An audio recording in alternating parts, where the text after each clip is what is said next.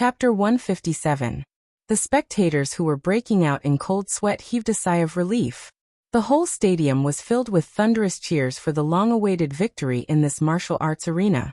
Although they did not prepare trumpets or other items to assist them, they still created a lively atmosphere. Qianruoyu was in the midst of it. Her face was extremely ugly. She felt wronged and angry. She wanted to leave without a second more. I'm an adult, not a spoiled child. I have to bear the responsibility for what I did. She bit her lower lip with her white and neat teeth and secretly prepared herself. She didn't turn around and leave but waited for Jiang Dingyi's return. Jiang Dingyi was also quite depressed at this moment. He was unwilling to admit defeat. His meditation was not deep enough, and had not reached the level where he could control the details of his muscles. He was unable to forcefully pull back his center of gravity at the crucial moment and dodge. His fighting style was not guerrilla warfare. After being forced into close combat by Sun Jian, the numbness and pain in his left shoulder were magnified to the extreme. This was the cause of his defeat in an instant. If only I was not careless and bumped into Li Mao, he thought in annoyance. He felt that he had no face to face Qianruoyu and his footsteps became slower. When he walked back to the Dream Squad seating area, Qianruoyu took a deep breath and said, "The main reason for today's loss is me. Dingyi, Xiaoquan, if you guys were at your peak condition when facing Sun Jian and Li Mao, your chances of winning would definitely be above 80%. I underestimated the enemy and lost to Yenjika too quickly. You guys had no choice but to exhaust yourselves in advance, which led to the loss. It's my fault. I apologize to everyone." After hearing Qianruoyu's words, not only Jiang Dingyi and Feng Xiaoquan, but even Yu Qiao and the other substitutes were stunned. They did not expect the proud little princess to not lose her temper and vent her anger on others. Instead, she started to reflect on herself. Was this considered a little more mature? Feng Xiaoquan came back to his senses and immediately comforted her. "Ruoyu, it's not your fault. Our main failure was due to the lack of equal information. Yenjika of Songqing University Martial Arts Club hid her strength too well. No one would have thought that she had already achieved a small success in meditation and reached a higher level in 24 blizzard strikes. Yes, none of us expected this," Jiang Dingyi said. Qianruoyu felt better in her heart. She was touched and her eyes were red and about to cry. She took a deep breath, steadied her emotions, and pointed to the other side of the ring. "Even if we lose, we don't want to lose face. Let's go over and say hello, lest others say that we don't have a good upbringing." Generally speaking, after the entire battle in the group arena had ended, both parties would have to meet and greet each other as a sign of politeness. However, this would often not happen. Of course, the victor would be happy to do so, but how could the loser be in the mood to do so?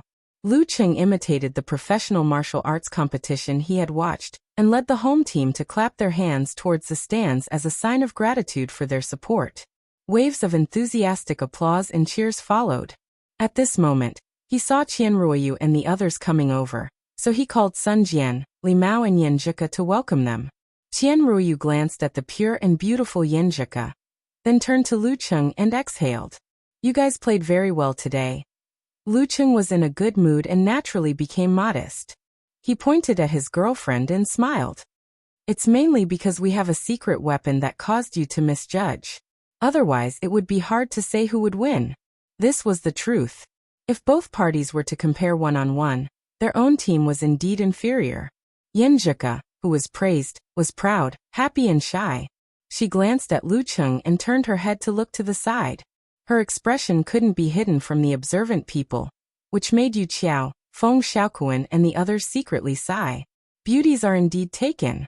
To Lu Cheng, a strong professional ninth pin at 19 years old might not be eye-catching, but to reach such a level in just half a year, people couldn't help but take him seriously.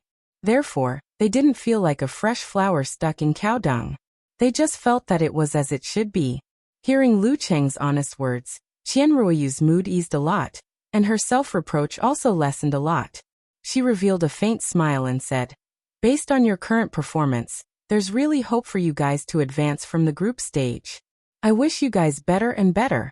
Lu Cheng also smiled and replied, "Then we wish you guys better and better. and improve in every match. Tianruoyu suddenly felt that this person wasn't bad, and regained some of her spirits. She thanked him, and then led the dream squad back to the away team's changing room. Yenjika looked at their backs, rolled her eyes, and sighed. Not as delicate as I thought. Speaking of this, she couldn't help but laugh. Also not as turbulent as I thought. She vaguely felt a little regretful that she didn't see the real-life version of the melodramatic emotional entanglement. Yeah. Lu Qing turned his head to look at her, and also felt a little regretful. Sun Jian and Li Mao didn't know anything about the gossip of the dream squad. After hearing Yenjika's words, they were at a loss. When they saw her and Lu Qing looking at each other tacitly and smiling, as if they had a common little secret, they curled their lips and turned to leave. Let's go back to the changing room. Lu Qing smiled and held Yenjika's little hand, declaring his sovereignty in front of thousands of people. Yenjika blushed slightly, but still generously let him hold her hand. She wanted to use this to get rid of any pursuits that might arise from today's competition. That was too annoying. Songqing University was a school with strict management. Although there was no lack of couples getting close to each other, they usually did so in the woods by the lake or on the streets. No one had ever held hands in front of so many people. Seeing this scene, many of the students had the urge to kick up a fuss. Some whistled, and some shouted loudly. The scene suddenly became interesting. Yenjika shyly lowered her head, quickened her pace, and hurried to the changing room. When she was about to reach the door, she realized that Lu Qing suddenly stopped beside her. She raised her head and saw Geezer Shi drinking wine at the door. Coach Shi, why are you here? Didn't you have something to do at the last minute? Lu Qing was equally surprised. Geezer Shi chuckled. If I didn't have something to do at the last minute, where would you get the chance to be in the limelight? If I were here, I don't know how nervously Mao would be. Besides, I'm old. I've been away from you youngsters for too long. I really don't know how to encourage you guys. Lu Qing and Yenjika suddenly understood Coach Shi's good intentions. Let me borrow your boyfriend for a few minutes. I have something to tell him. Geezer Shi looked at Yenjika with a smile. Yenjika was embarrassed and annoyed by the elders' teasing. She let go of her right hand and ran into the changing room without looking back. Lu Qing followed Geezer Shi to a secluded corner of the changing room. He smiled easily and said, I really thought you had something to do at the last minute, master. He thought they had found the ancient mansion of Longhu Immortal. Geezer Shi laughed and looked at Lu Qing. What did you think I had to do? Well, didn't you mention last time that some friends came from afar to find the ancient mansion of Longhu Immortal? I thought they finally found it, and invited you to help. Lu Qing was excited and wanted to take this opportunity to inquire. Geezer Shi took a sip of wine and chuckled. They did find it. Last night they invited me to explore Zhaoshan Lake. In the end, it was just a villa with nothing. Zhaoshan Lake? Isn't it Weishui Lake? Lu Qing was stunned. He felt that his master and his friends had mistakenly fallen for it. Geezer Shi looked at him and said, Do you feel relieved after hearing this? Ah. Lu Qing was stunned at first. Then all the hair on his body stood up and his whole body tightened. What does master mean? Does he know that I have the Jin Dan?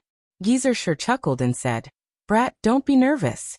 Humans, unless they are really the best or the second best, grow up with a little bit of luck. The only difference is when you get it. Just like the golden scales, you can only turn into a real dragon after encountering a storm. As your master, I have lived for a long time. What have I not seen, and what have I not experienced? Why would I care about your little luck? A little adventure? Lu Qing was stunned. He calmed down a little and said, Master, when did you know? I only guessed it last night. Geezer Shi smiled proudly. Half a year ago, on the day of the Martial Arts Club's welcoming day, I felt a strange power fluctuation near Weishui Lake.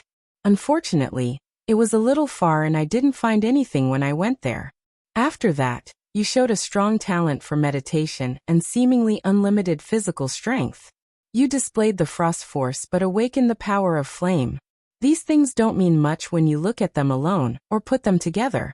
After all, there are plenty of martial artists who awaken their talents later in life. But last night, when we explored the Longhu Immortal's side residence, I found out that he used ice and fire to imitate yin and yang to form the core. I immediately understood. Damn it, that's the only way to awaken the frost flame.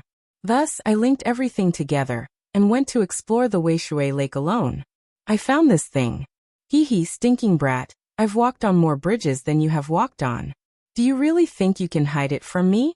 I'm a martial artist with physical invulnerability. Cultivation is just a reference for me. What do you have to be afraid of? Geezer sure fished out a half-burnt and half-frozen white bone carp from his pocket. With a casual shake of his hand, the carp turned into powder. Indeed, the older the ginger, the wiser. Lu Cheng listened with admiration and fear. He confessed, "Master, you guessed right. I was training by the lake and happened to encounter this carp. I got a little of Longhu Immortal's legacy from it." Speaking of this, he couldn't help but ask, "Master, I've improved by leaps and bounds because of Longhu Immortal's legacy. Are you disappointed?" "Fortunately, I've seen the perseverance, temperament and fighting talent you've shown in the past 6 months. I'm satisfied. You're not the kind of person who's frivolous because of an adventure." Geezer nodded slightly and said, "I didn't find Longhu Immortal's villa in Weishui Lake. It seems that there's something fishy there. You can consider this matter after you've completely digested the legacy." Lu Cheng thought for a while and took the initiative to ask, "But digesting it is very dangerous. Every time I awaken it, I'll suffer a backlash. Master, do you have any ideas?" He tacitly agreed that Geezer sure knew that he had obtained the Jindan. Seeing that his master was kind and not greedy, the worry and haze that had been hidden in his heart for half a year suddenly dissipated. Chapter 158. Backlash. Geezer sure was unusually serious. He chewed on the word and asked, "Let me ask you something. Do you want to be a martial artist or a cultivator in the future? Once you enter the high-ranked Dan stage, you can't regret it." Lu Cheng grew up watching professional martial arts competitions, and was influenced by them day and night. He had a dream and a pure and passionate love. He answered without hesitation, "Of course I want to be a martial artist." More importantly, the inheritance of the cultivators had been cut off. Relying on the records left behind to practice was twice the effort and half the effort. On the contrary, on the road of martial arts, there were teachers to guide you, lovers to consult, and so on.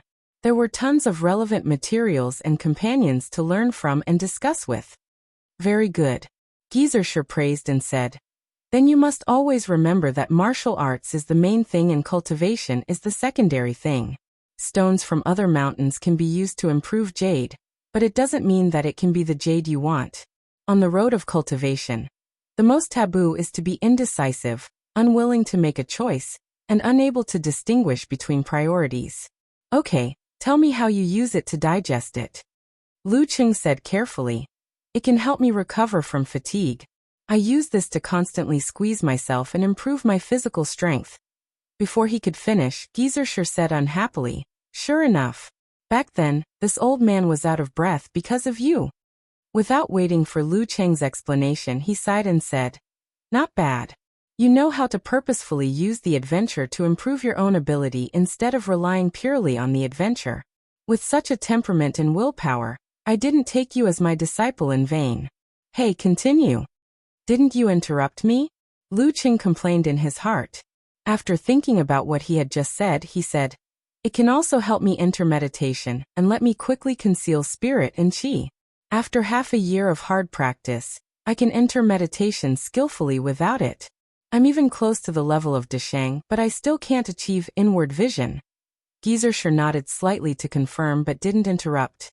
"In addition to these 2 points, when I use it to the limit, its balance will be broken and a little power will leak out. After the backlash, it will merge into my body and create a supernatural ability." Lu Cheng said honestly, "The first time it backfired, I almost died in Yanling. It's a bit like the physical invulnerability stage."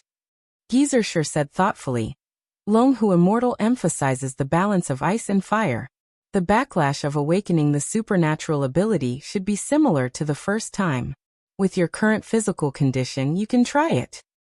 Lu Cheng said weakly, "I've tried it, It's similar to the backlash of awakening the supernatural ability of flame. The corner of Geysershur's mouth twitched.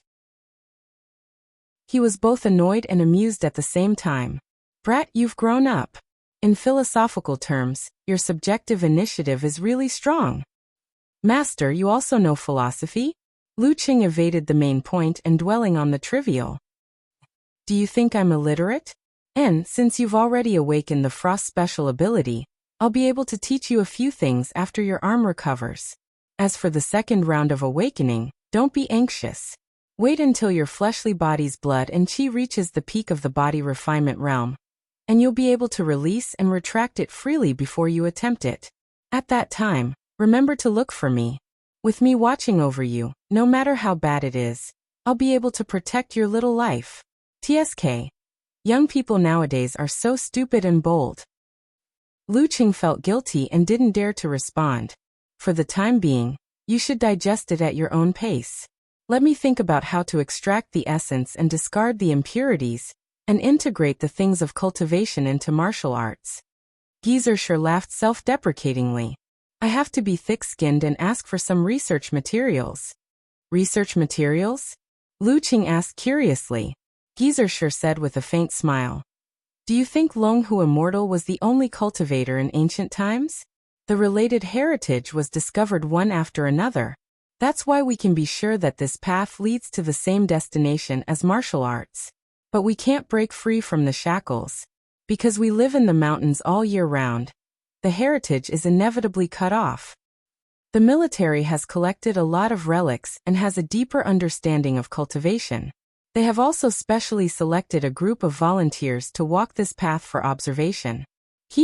If the things on paper are not put into practice, they are just empty talk. Speaking of this, he sighed.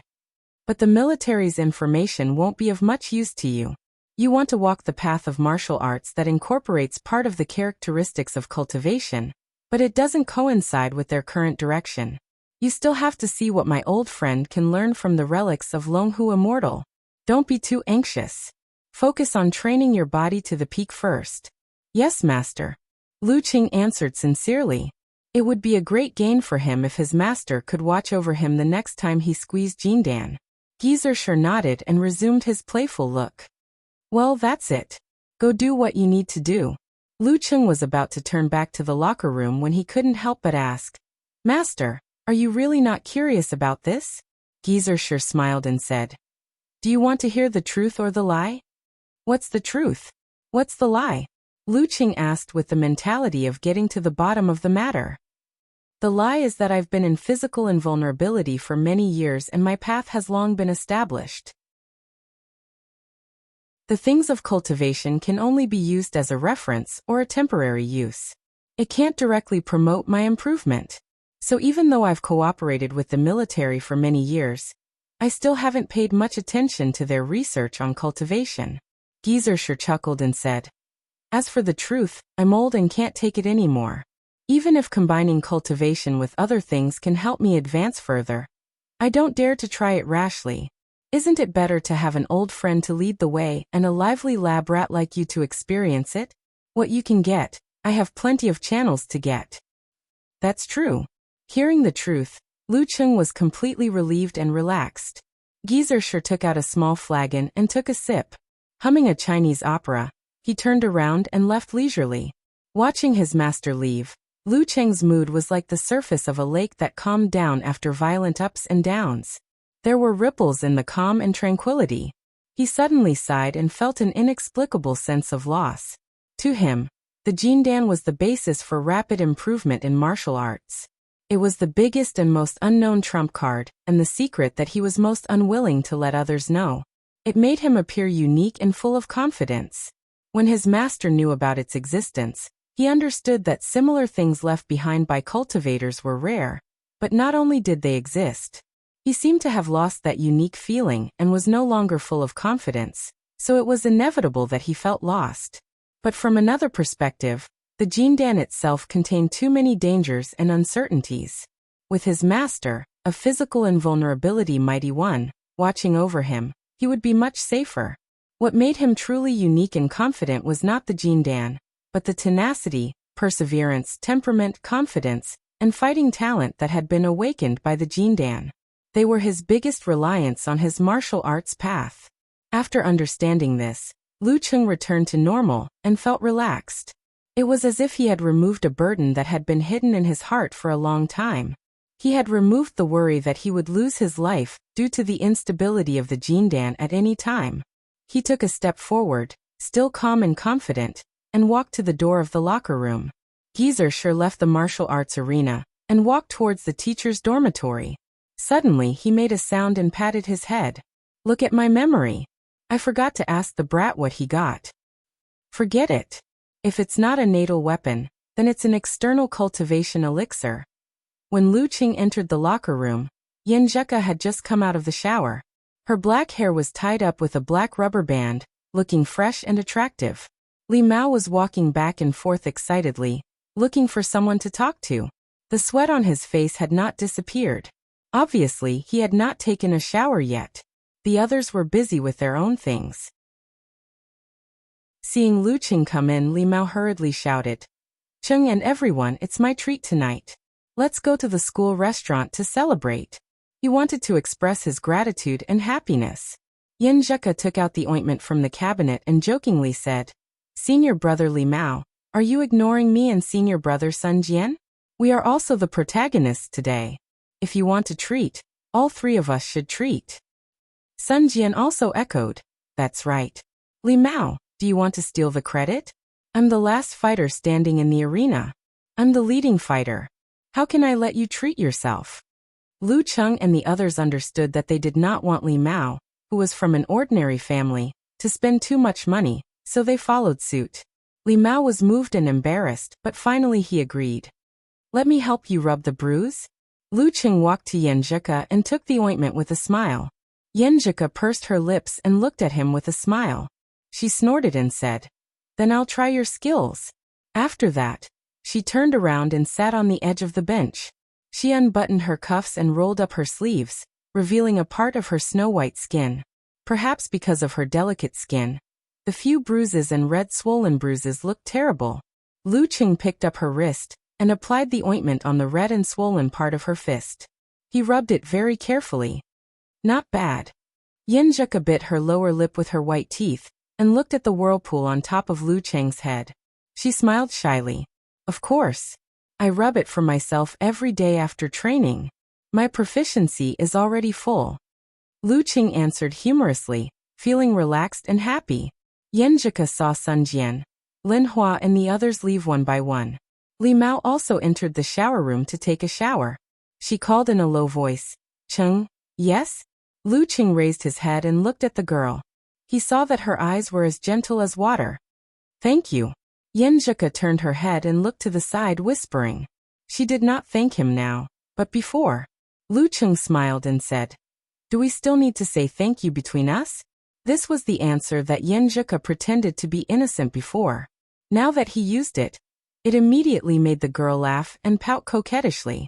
Lu Qing looked at her and felt that he was unique again in this world. The only boy that Yin Zheka likes is me. Chapter 159. In the spacious changing room, a young girl wearing a white martial arts suit with black edges sat with her hands on both sides of her body. Her quiet expression of shyness and happiness, and the boy who was crouching in front of her with his back bent as he carefully applied ointment on her body. Together, they formed a picture of beauty and youth. Their silent gazes from time to time was the finishing touch. Unconsciously, Lu Qing rubbed away all the bruises and swelling. He reluctantly pointed at the girl's left foot. "I remember you fought with Feng Xiaoquan with your foot. You should have some bruises, right?" Yin Zheka seemed to wake up from a dream. She quickly withdrew her foot and lowered her head shyly. "No, I'll do it myself when I get back." She didn't wait for Lu Cheng's reply. She blinked and asked, "Do I look normal now?" Lu Cheng glanced at her and smiled. "Much better than just now." While speaking, he gently put down the girl's right trouser leg carefully. Yin Zheka looked at him with a faint smile. She picked up her phone and looked at it again. "Then let's go back." "You've recovered, but I haven't." Lu Qing didn't dare to stand up, so he just squatted and laughed. I've always had an illusion that you shouldn't be associated with things like drying quilts, washing clothes, and cleaning. Little fairies should stay away from the mundane world. Yinjuka burst into laughter. Which girl lives in a vacuum? If I don't wash my clothes myself, should I wear them and throw them away? Do you want to help me wash them? That's fine too. Luqing smiled and said seriously. Yinjuka rolled her eyes and said, You're a rough man. Most of the time you just rub your clothes. I don't feel safe washing them for you. I'll teach you later. Speaking of this, she suddenly paused, feeling a little shy and sweet. Am I making a promise for a long time in the future? Feeling a little tipsy, she suddenly thought of a sentence she once read. Young people always make empty promises. When they were young, they didn't understand the length of time, the ruthlessness of time, the difficulties of the world, and the fickleness of human feelings. They always thought that promises and vows like a lifetime could be easily fulfilled. Yinjuka, who was not yet 19, suddenly felt a little sentimental. Sure. Luqing didn't notice the twists and turns in Yinjuka's mind and agreed happily. He always felt that it was a wonderful thing to have Yinjuka's company, even if it was just housework. Yinjuka gazed deeply at him and pursed her lips. Then you better remember what you said today. I remember it in a notebook. Luqing laughed. He always believed that a good memory was better than a bad pen. Feeling the abnormality that had not completely disappeared, he quickly started a new topic. Cool, how about going to the Songqing Ocean Aquarium tomorrow afternoon? Then he could go to the third place he had visited to enjoy the delicious food. The distance between the two places was less than 15 minutes. Sigh, now that we're officially dating, we don't have much time to explore new areas. Whenever we have free time, we want to stick together. You really can't be both loyal and filial. Sigh, that's a weird way to describe it. Yinjuka blinked and said apologetically, I'm afraid I can't. I have to go to Tiantong Taoist Temple tomorrow afternoon. Ha. Luqing looked at her blankly. Why didn't she mention this before? I just heard it from my brother. Yinjuka pursed her lips and said, after he was injured, he moved to Tiantong Taoist Temple to recuperate. The environment there is good and the air is fresh. The abbot is an old friend of my uncle in Songqing. It's a good place for him to recuperate. Well, an elder in my family knows that he's injured and is passing by. He plans to visit Tiantong Taoist Temple and wants me to go there too. The ocean aquarium can only wait until next week. Actually, I don't like this kind of gathering. It's always a little depressing to chat with unfamiliar elders. While talking, the girl felt wronged. She wanted to stay with Luqing. Luqing was disappointed when he heard that. But after seeing Yinjuka's grievance, he suddenly had a flash of inspiration and said with a smile, Then I'll go to Tiantong Taoist Temple tomorrow afternoon. Yinjuka didn't react for a while. Luqing laughed and said, Let's go to Tiantong Taoist Temple on a date. Anyway, the scenery there was good. He heard that the food in the temple was good too. Who wants to go on a date with you? Yinjuka said coquettishly. Then she asked, But I can't accompany you in Tiantong Taoist Temple. It's so boring to let you wander around there alone. Luqing answered with confidence. You can go in and chat with your elders and cousin for a while. Then you can find an excuse to come out. They can't stop you from going to the temple and climbing the mountain, right? You can go back at dinner time. I'll find a place to settle it myself. Yinjuka was in the honeymoon period.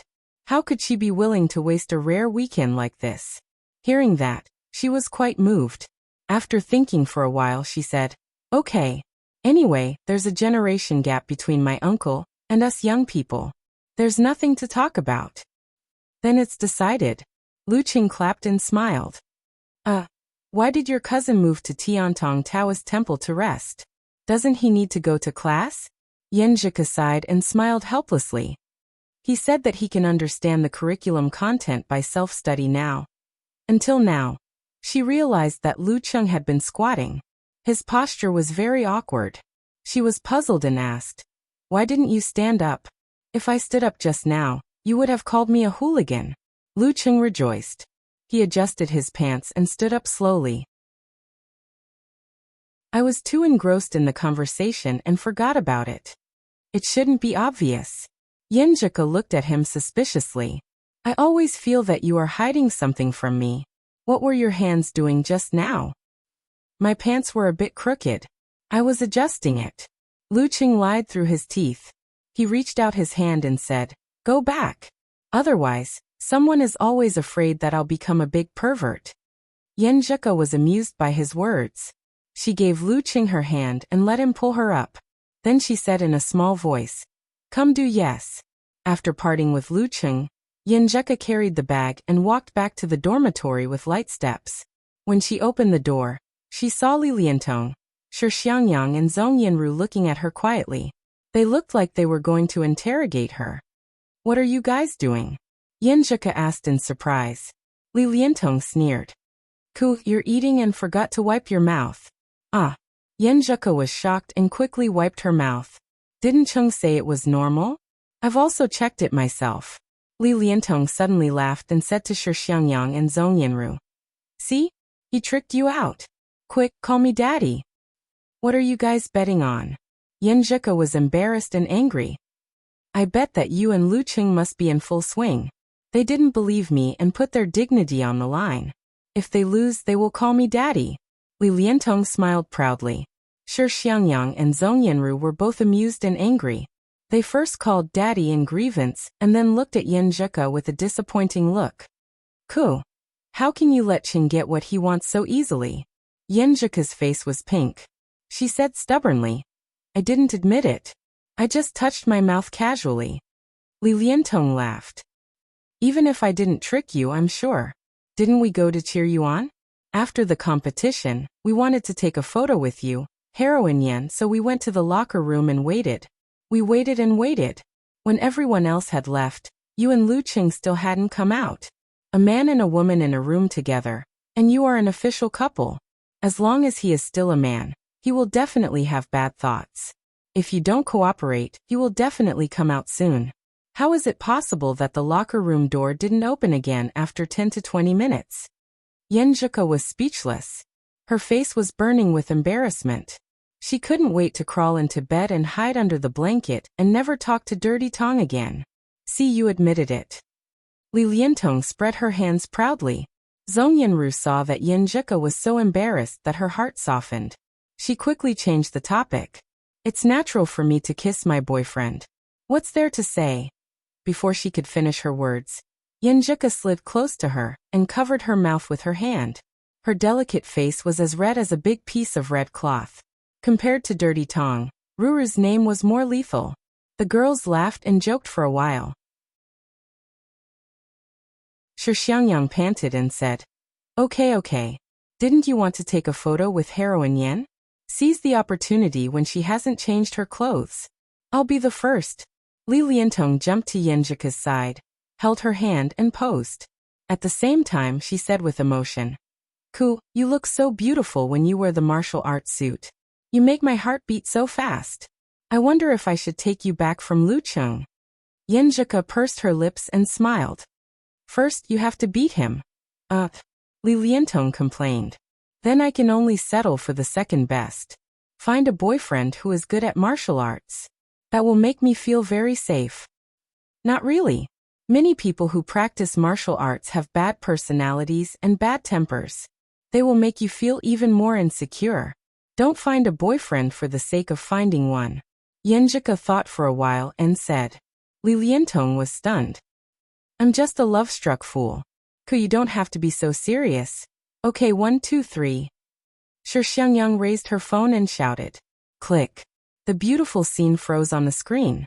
While they were taking photos, Lu Qing was strolling on the street toward his own dormitory. He was recalling the beautiful moment just now and sighing from the bottom of his heart. He thought that since his master knew about his jindan, he might as well take the opportunity to confess to Yenjika. However, there were too many people in the locker room at the beginning. Besides, he was intoxicated by the kiss and completely forgot about it. He couldn't find a chance to tell her. When they parted, he wanted to pluck up his courage, but felt that it was not the right time. I'd better tell Ku after I've digested the jindan. Lu Qing thought. He vaguely understood that on one hand, this decision was to keep it a secret. On the other hand, He liked Yinjika so much that he was afraid that this was a dream that he would wake up from. He felt a little guilty and not confident enough. He always felt that he was not good enough for this girl. Therefore, he had to work hard to improve himself, so that one day he could confidently and frankly tell her everything. Back in the dormitory, he sat in the living room, chatting with Yinjika while looking at the pictures and corresponding introductions that he had downloaded earlier. Hey Qing, you're taking marine biology as an elective? Kai Zhongming passed by behind him and glanced at the content on his phone. Lu Qing smiled and said, No, I'm doing homework for next week's date. Umph. Kai Zhongming raised his middle finger to show his disdain. The next morning, Lu Qing was delighted to find that because of the awakening of the power of frost, his physical quality had improved in a short time. The injury on his right arm was healed one day earlier, and he could do restorative training now. In other words, he could put into practice the Thunder Roar Zen technique that he had been practicing for the past few days.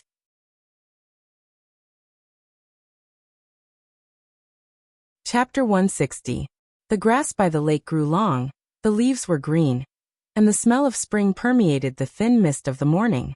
Lu Qing breathed in the refreshing air, and jogged to the place where he usually trained while carrying the items he would bring to the martial arts club later, to complete the preliminary warm-up.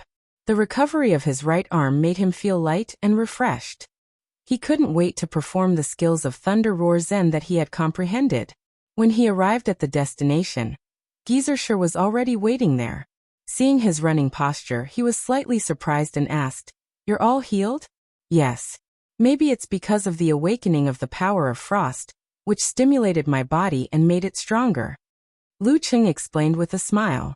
Geyser clicked his tongue and said, You're really good at not playing by the rules. I was going to see your power of frost today and figure out its characteristics so that I can perfect what I'm going to teach you after your arm recovers.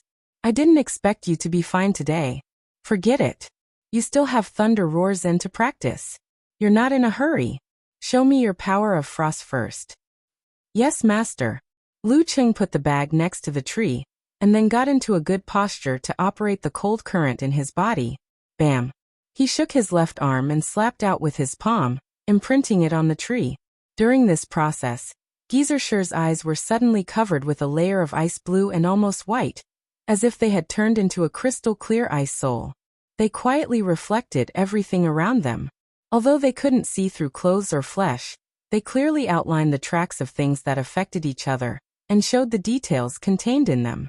Seeing the white frost palm print disappear in a flash after Lu Qing withdrew his hand, Geyser nodded slightly and said, Okay, I have a general understanding of it. I'll teach you tomorrow after thinking about it. You can start other exercises.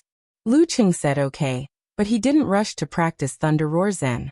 Instead, he stood still step by step, practiced the set, quenched his body, and practiced 24 blizzard strikes as usual. His right arm had just recovered, so it was still in a fragile stage. If he didn't move it, warm up, and adapt to the feeling of tempering, he would only hurt it again if he directly used Thunder Roar Zen. And if he hurt the same part of his arm repeatedly, it would easily become a habitual injury, which would be difficult to completely heal. Therefore, Geyser's initial assessment of his injury was that it would take about 2 weeks for him to return to normal. 5 days of recuperation for his injury to heal, followed by more than a week of restorative training. Only then would he be able to compete in the challenge tournament again without any hidden dangers. Pa, pa. The crisp sound of explosions in the air continued. Lu Qing performed the 24 blizzard strikes over and over again. Finally, he felt that his right arm belonged to him again. Every muscle adjustment and every detail of exerting force were all under his control. After finishing the rest of the training, Lu Qing took a short rest. He closed his eyes and stood still. First, he recalled the skills of Thunder Roar Zen, and then visualized the scene of thunderclouds and thunderbolts. In the rumbling sound, he controlled his body. According to the passive experience last time, he tightened the muscles of his hands, forearms, upper arms, shoulders, and back one by one, as if he was compressing them. Then he exerted force under his feet, and let the violent rebound pass through his ankle joint, knee joint, and corresponding muscles to his waist and hip. Then he pushed his left arm purely through the rotation of his spine to punch out. When he was close to the target in the void, Lu Cheng's tightened muscles all opened up. Like the explosion of a cannonball, the air was torn apart, and a low sound was heard. Bang! After the punch, Lu Cheng's body trembled, but he didn't feel any obvious vibration. His attempt at Thunder Roar Zen failed. Not tight enough, not compressed enough, and the rhythm is wrong. Lu Cheng didn't feel annoyed. Instead, he felt that it was natural. Even if he found the trick and the threshold, it was not easy to master a martial art. Trial and error were inevitable. Bang! Bang! Bang! He continuously punched with his left and right hands. He failed again and again, and tried again and again. With his physical strength, sweat gradually appeared on his forehead and back. If it weren't for the Jindan, he would have to wait until the next day to practice again. But these failures were not completely useless. They allowed him to eliminate his mistakes little by little, and he got new feedback to confirm his adjusted ideas. He felt that he had stepped on the threshold. After 4 or 5 days of training, Lu Cheng tightened his muscles, put his feet inward, and shook out his right arm with the spring of his tailbone and the strength of his back. He clenched his fist and punched down. Boom! In his mind, lightning clouds were rolling and thunder was roaring. Together with the opening of the tightened muscles of his hands, forearms, upper arms and shoulders, etc. Bang! The air in front of Lu Cheng's fist seemed to be hit by a bomb, and there were invisible ripples spreading out in circles. Phew! Okay. Lu Cheng exhaled a long breath and felt some vibration in the opposite direction. Geezer sure had been watching from the side, and occasionally gave Lu Cheng some pointers, which made Lu Cheng feel enlightened. At this moment, he said with a grumpy smile, "Only you can practice in such an abnormal way. But don't go too far. Your right arm is still weak. Well, you've got the beginner of Thunder Roar Zen. Practice a little more, and you'll be able to fight." After that, he walked away slowly with his hands behind his back. When he reached the long bridge, he cursed, "This bastard is not human. That thing will be exhausted by him sooner or later." Lu Cheng didn't notice his master's sarcasm behind his back. He devoted himself to practicing Thunder Roar Zen, so that he could turn that feeling into instinct as soon as possible. Bang! Bang! Bang! He punched with his left hand and hammered with his right hand, creating continuous vibrations, like a horrible human-shaped beast. After a long time, he finally stopped. He pinched his right arm and decided to stop. He took out a towel from the bag and wiped his sweat. Then he started the last training, which was to improve his endurance. After hiding the bag, he started to run along the lakeside, pushing himself to the limit. While running, he suddenly saw a familiar figure. Li Mao was standing by the lakeside, practicing his stance with his eyes closed. "Senior brother Li?" Lu Cheng approached curiously and shouted. Li Mao opened his eyes and laughed heartily. "Cheng, we meet again. It's because you rarely practice in the morning." Lu Cheng joked. Li Mao smiled and said, "I don't have your abnormal stamina. 4 hours of special training has taken a toll on my body. If I practice in the morning again, I'll get tired and hurt sooner or later. But after yesterday's battle, I feel that I've vented a lot of things in my heart. It's rare for me to experience peace and harmony. So I want to try to practice still stance and see if I can catch the inspiration and succeed in concealment of spirit and qi." "Good." Lu Cheng praised and encouraged him. "There's hope." Li Mao nodded and smiled. "Actually, I met senior martial brother Sun Jian just now.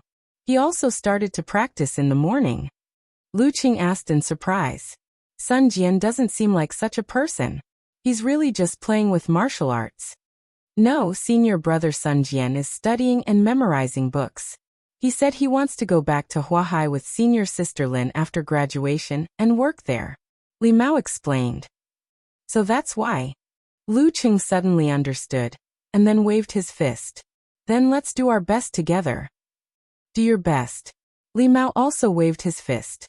When he turned around and continued to run, Lu Cheng suddenly recalled the scene of the celebration dinner last night. Li Mao held a beer glass and looked around with slightly red eyes. "I'm not good at saying emotional words. During this time, I owe you all a thank you. Well, now I'll use the lyrics of an old song to express my thoughts. A sentence, a lifetime of love, a glass of wine." After singing this sentence, he finished the beer in his hand in one gulp, 3 glasses in a row. Tiantong Taoist Temple was located at Mount Shaoheng in the western suburbs of Songcheng. The environment was quiet and secluded, and martial arts were passed down through generations. It was spring and many tourists came for a walk on the weekends, which added a lot of popularity to the ordinary Taoist temple. However, it didn't detract from the quiet and cold atmosphere of the place. I'm going to the side yard. You can walk around by yourself. Yanzhika looked around cutely and reminded Lu Cheng. Let's talk on QQ. Okay. Lu Cheng shook the phone in his hand and watched the girl enter the side yard. Then he put his hands in his pockets and began to stroll around leisurely, breathing in the fresh air that cleared the mind and the smell of incense. After slowly admiring the Taoist statues in the front and side halls, he stepped into the main hall and saw the statues of the 3 pristine ones standing in front of him. Heavenly Lord Yuanshi stood in the center with a crown on his head, looking majestic and solemn. Heavenly Lord Daoda stood on the left with white hair and a natural look. Heavenly Lord Lingbao stood on the right with an elegant crown and a fierce aura. They looked down from high above. Together with the slightly spacious main hall, they set off a deep and solemn feeling that made the visitors couldn't help but bow. Very imposing. Lu Cheng sighed and decided that since he was here, he might as well burn some incense. He turned around, took out his wallet, and bought 3 incense sticks. Then he walked to the stove and bowed to Heavenly Lord Yuanshi, silently reciting the words family is safe, love is long, and martial arts is successful. After doing all this, he put the 3 incense sticks into the stove and bowed again. After leaving the main hall, he walked to the backyard with the mentality of a tourist. Just as he turned the corner, he saw a group of people gathered there and heard the continuous sound of punches and kicks. A fight. Lu Cheng's curiosity was piqued. He walked through the crowd like a fish and came to the front. He saw 2 figures fighting fiercely in the small square paved with bluestone. A middle-aged Taoist was the referee. Just as he stood still, he saw a young man in a black martial arts suit lower his waist and lower his hips, wriggling the muscles on his back, and using his right arm as a spear he stabbed forward. This seemingly ordinary attack made Lu Cheng feel like his opponent was in an ancient battlefield, holding a spear and sprinting on a horse. Nice! He couldn't help but shout. His opponent's back muscles seemed to be in a perfect state. He could be considered a rare expert among professional 9th pin fighters. Bam! After one attack, the young Taoist opposite the man in a black martial arts suit broke his stance. I lost. The young Taoist didn't struggle and shook his head with a bitter smile. The man in a black martial arts suit didn't seem to be satisfied. He looked around and said, "Who else wants to fight with me? Now that the Taoist is the referee, let's do it." Lu Cheng's heart skipped a beat. He was eager to have a try. His Thunder Roar Zen had finally started. He really wanted to try out actual combat. As for his weak right arm, he could use it to defend at this time. The man in a black martial arts suit with thick eyebrows and big eyes shouted again. "Who else wants to fight?" Lu Cheng exhaled and walked out of the crowd. He took off his clothes and said with a smile, "Me."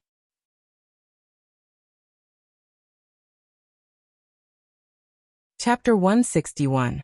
Seeing Lu Cheng coming out, the man in black martial arts suit, who was worried about not having an opponent, did not hide his joy. He pointed in front of him and said politely, "Please." It was the warm spring season. After taking off his thin coat, Lu Cheng was left with only a woolen shirt inside. It was not as loose as his training suit, and was somewhat restrained. However, he did not care too much about it. After all, it was just a friendly match, not a challenge tournament where the goal was to win. This was more like the daily sparring in the special training. The only difference was that there was a referee, so he could practice his new martial arts without worry. After reading so much news, he knew a lot of tricks. He carefully took out his phone and wallet from his coat, and stuffed them into the pockets of his casual pants. Then he handed the clothes to the little Taoist beside him. "Don't worry. They are all Taoists of Tiantong Taoist Temple. They won't take your phone and wallet. You can run away, but the temple won't." The man in black martial arts suit frowned. "You will affect your leg movements. It's okay. It's just a competition." Lu Qing moved his body and said with a smile, "If it was a challenge tournament, I wouldn't dare to fight. After all, my right arm is temporarily weak and can only be used as a support. Who would use one arm to fight a strong fighter of professional ninth pin?" Besides, the surrounding audience was sparse. It seemed that they didn't know him or his opponent. If he won, there would be no sense of achievement. If he lost, it would be even less important. The man in black martial arts suit stopped persuading him. He observed Lu Cheng's movements and asked, "Friend, what's your rank? Amateur or professional?" Only by knowing the opponent's level could he decide how much strength he could exert. A competition like this was meaningless after 2 or 3 moves. Lu Qing didn't want to play dumb. He said frankly, "Professional ninth pin." Probably, the man in black martial arts suit heard this and became excited. "Good. I didn't expect him to be a master. Now I can fight to my heart's content." Well, judging from his appearance, his chi and blood are not strong enough to become fierce. He should have just entered professional ninth pin. After moving his body, Lu Qing stood in front of the man in black martial arts suit. They were about 4 meters apart. The middle-aged Taoist laughed. He didn't wave his hand like an official referee. He just shouted casually, "Begin." Lu Cheng was about to shift his center of gravity and flashed to the side of the man in black martial arts suit, so that he could perform the Thunder Roar Zen in the best way. However, he suddenly saw his opponent bend his legs and shake his body. He leaped forward as if he was riding a 1,000-mile horse. Taking advantage of the horse's momentum, he fiercely shook his right arm and stabbed at Lu Cheng. His leap was as quick as a clap of thunder, so fast that it was like a galloping horse. His punch carried the might and terror of a high-speed collision. Even with Lu Cheng's current fighting mentality, he couldn't help but feel that his opponent was invincible and unstoppable. "Good," he muttered to himself. He calmly gave up on the idea of dodging in a hurry. Suddenly, he pushed his feet inward and lowered his waist into a sitting position. Pa! Tiny cracks appeared on the bluestone ground. The violent force was channeled to Lu Cheng's left arm through his legs and back, allowing him to throw out a vigorous blast punch. At the same time, he skillfully tightened the muscles in his hands, forearms, upper arms and shoulders. Thunder Roar Zen, attack against attack, breaking hard with hard. When the two fists just collided, the thundercloud in Lu Cheng's mind suddenly struck down a bolt of lightning, bursting out with a deafening thunder. Boom! Lu Cheng's tight muscles all opened up, giving off an explosive force in an instant. The first strike. Bang! His and the man in black martial arts suit's fists seemed to be frozen in the air for a moment. There seemed to be circles of ripples spreading out around them. Crack! The man in black martial arts suit took a step back and crushed a bluestone. He only felt that his head was buzzing and his chi and blood were tumbling. His body felt as if it was hit by an iron hammer. There was no part of his body that didn't feel uncomfortable. Tremor force? He has mastered tremor force? Fortunately, I used all my strength in the first strike and offset a lot of it. Otherwise, the effect wouldn't be so ordinary. While the man in black martial arts suit was in shock, Lu Cheng also took a step back. He was forced to take a step back by his opponent's tremendous force like a horse charging at him. The bluestone ground where he landed had a spider web of cracks. His strength is indeed above mine. The thought flashed through Lu Cheng's mind. Lu Cheng took a deep breath and pounced on him fiercely again with the help of the rebound force. Taking advantage of his opponent's slight delay due to the shock, he swung his left arm again and tightened his muscles. The second strike of Thunder Roar Zen unforgiving. Seeing this, the man in black martial arts suit endured the discomfort and took a deep breath. He stamped his feet and his temples suddenly bulged. It seemed that there was a flame in his body that broke out automatically and disappeared in the opposite direction. With this push, he threw out his right fist with a snap. Bang! The two fists collided. Lu Cheng's thunder roar sounded again, like an interrogation. The man in black martial arts suit shook his body, churned his chi and blood, and shook his muscles, fascias and joints.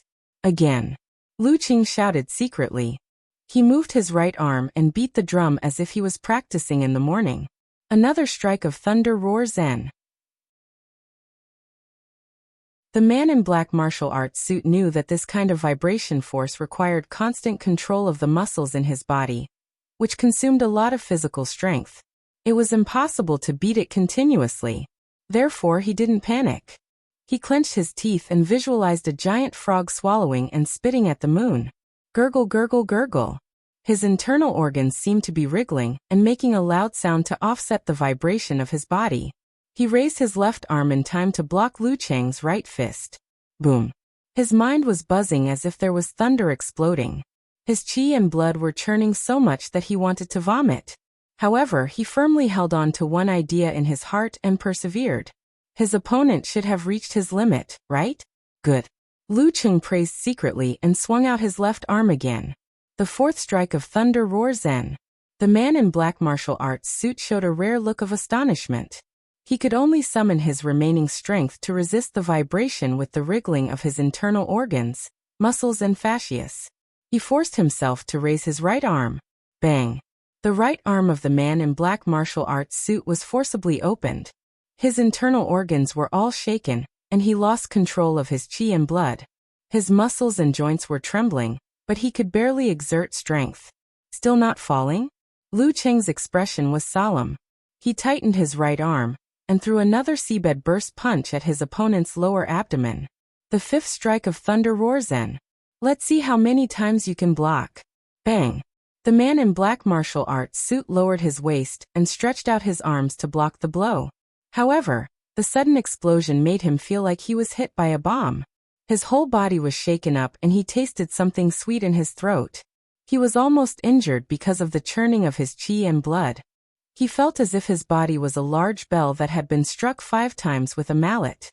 His muscles, fascia, joints, blood, bone marrow, and internal organs were all shaking with a clanging sound. His footsteps became unsteady as he staggered backwards, almost falling down. Lu Cheng stopped. He felt that the 5 consecutive strikes of Thunder Roar Zen were so satisfying that they could be described as unreasonable. Not convinced? Then let's do it again. Of course, it was only him. If it were another professional martial artist, even if his qi and blood were at the peak, he could only hit 3 or 4 times at most. He felt the expansion, contraction and rotation of the Jin Dan in his body. He cupped his hands and said, "Thank you." The man in black martial arts suit steadied himself and wanted to say something. However, he couldn't open his mouth because of the churning of his qi and blood. Lu Cheng smiled and didn't say anything. He took back his coat and walked out of the crowd. He continued to wander around Tiantong Taoist Temple. After 10 minutes, he received a message from Yenjika. The girl said with an evil smile, "I'm coming out. Come and pick me up." Okay. Lu Cheng was in a good mood. He put his phone back in his pocket and turned back to the entrance of the side yard. When he arrived at the gate of the front hall, he happened to see Yenjika walking out of the side yard with a fashionable young man beside her. Her relative? Cool, let's go hiking, okay? The scenery here is pretty good. Xie Tianke invited her ingratiatingly. Yenjika looked around and didn't answer. Suddenly, her eyes lit up when she saw Lu Cheng at the gate of the front hall. She smiled and said, "My boyfriend is here. You can find someone else to climb the mountain." She didn't wait for a response. She waved goodbye and trotted to Lu Cheng with light steps. Lu Cheng walked up and held the girl's delicate hand. He asked in a low voice, "Who is that?" Yenjika didn't turn around. She said pitifully, "A child of a family friend of mine. When I was young, I called him brother. This time, his family came with my uncle. It's super embarrassing." "A blind date?" Lu Cheng asked with mixed feelings. "Not really. We just happened to meet. Hey, he confessed to me 2 years ago. So it's a little awkward to see him. Hey, why can't we be good friends?" Yenjika sighed. Then she rolled her eyes and looked at Lu Cheng mischievously. "Chung, are you jealous?" "No." Lu Cheng blushed and hurriedly denied. Yenjika chuckled and seemed to be very happy. She said with shallow dimples, "I'm still young. My parents don't want me to date in college. There won't be any blind dates in the next few years. When we get there, I'll take you back directly." She stopped abruptly and looked to the side with a slight blush. "Boyfriend?" Xie Tianke stared blankly at the back of Yenjika and Lu Cheng walking hand in hand to the front hall. He felt a sense of loss, bitterness, and unwillingness. The childhood sweetheart that she had watched grow up was snatched away just like that? This little girl has a boyfriend. At this moment, a low voice woke him up. He turned his head to look and found that his father was standing behind him at some point in time. He muttered blankly, "Dad." Xiaqingjin was slender and elegant. He chuckled and said, "I came out to burn incense and happened to see you. Tianke, why are you so depressed? Is this all that a man can do? So what if Ko has a boyfriend? You have to show her your strengths and work hard to make yourself more outstanding. Sooner or later, she will compare you to her. How many boyfriends in college can last until the end?" Xia Tianke nodded thoughtfully. When he was about to express his determination, he suddenly saw Xia Tianshu in a black martial arts suit coming back. His brother was a typical martial arts fanatic. After arriving at Tiantong Taoist Temple, he did not do anything else but went straight to the Taoist priest. However, he could not catch up with his brother's martial arts level. "What's wrong?" Xia Tianshu saw his brother's expression and asked casually. Xia Tianke sighed and pointed to the front hall door. He said in a low voice, "Ko has a boyfriend." "Boyfriend?" Xia Tianshu looked over and was stunned. He blurted out, "Him? I just had a match with him." Xiaqingjin and Xia Tianke were stunned. They looked at Xia Tianshu blankly, waiting for him to continue. Xia Tianshu took a deep breath and said in a low voice, "I lost."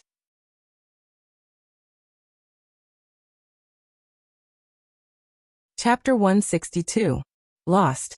After a short silence, Xia Tianke asked subconsciously, "Brother, how much strength did you use?"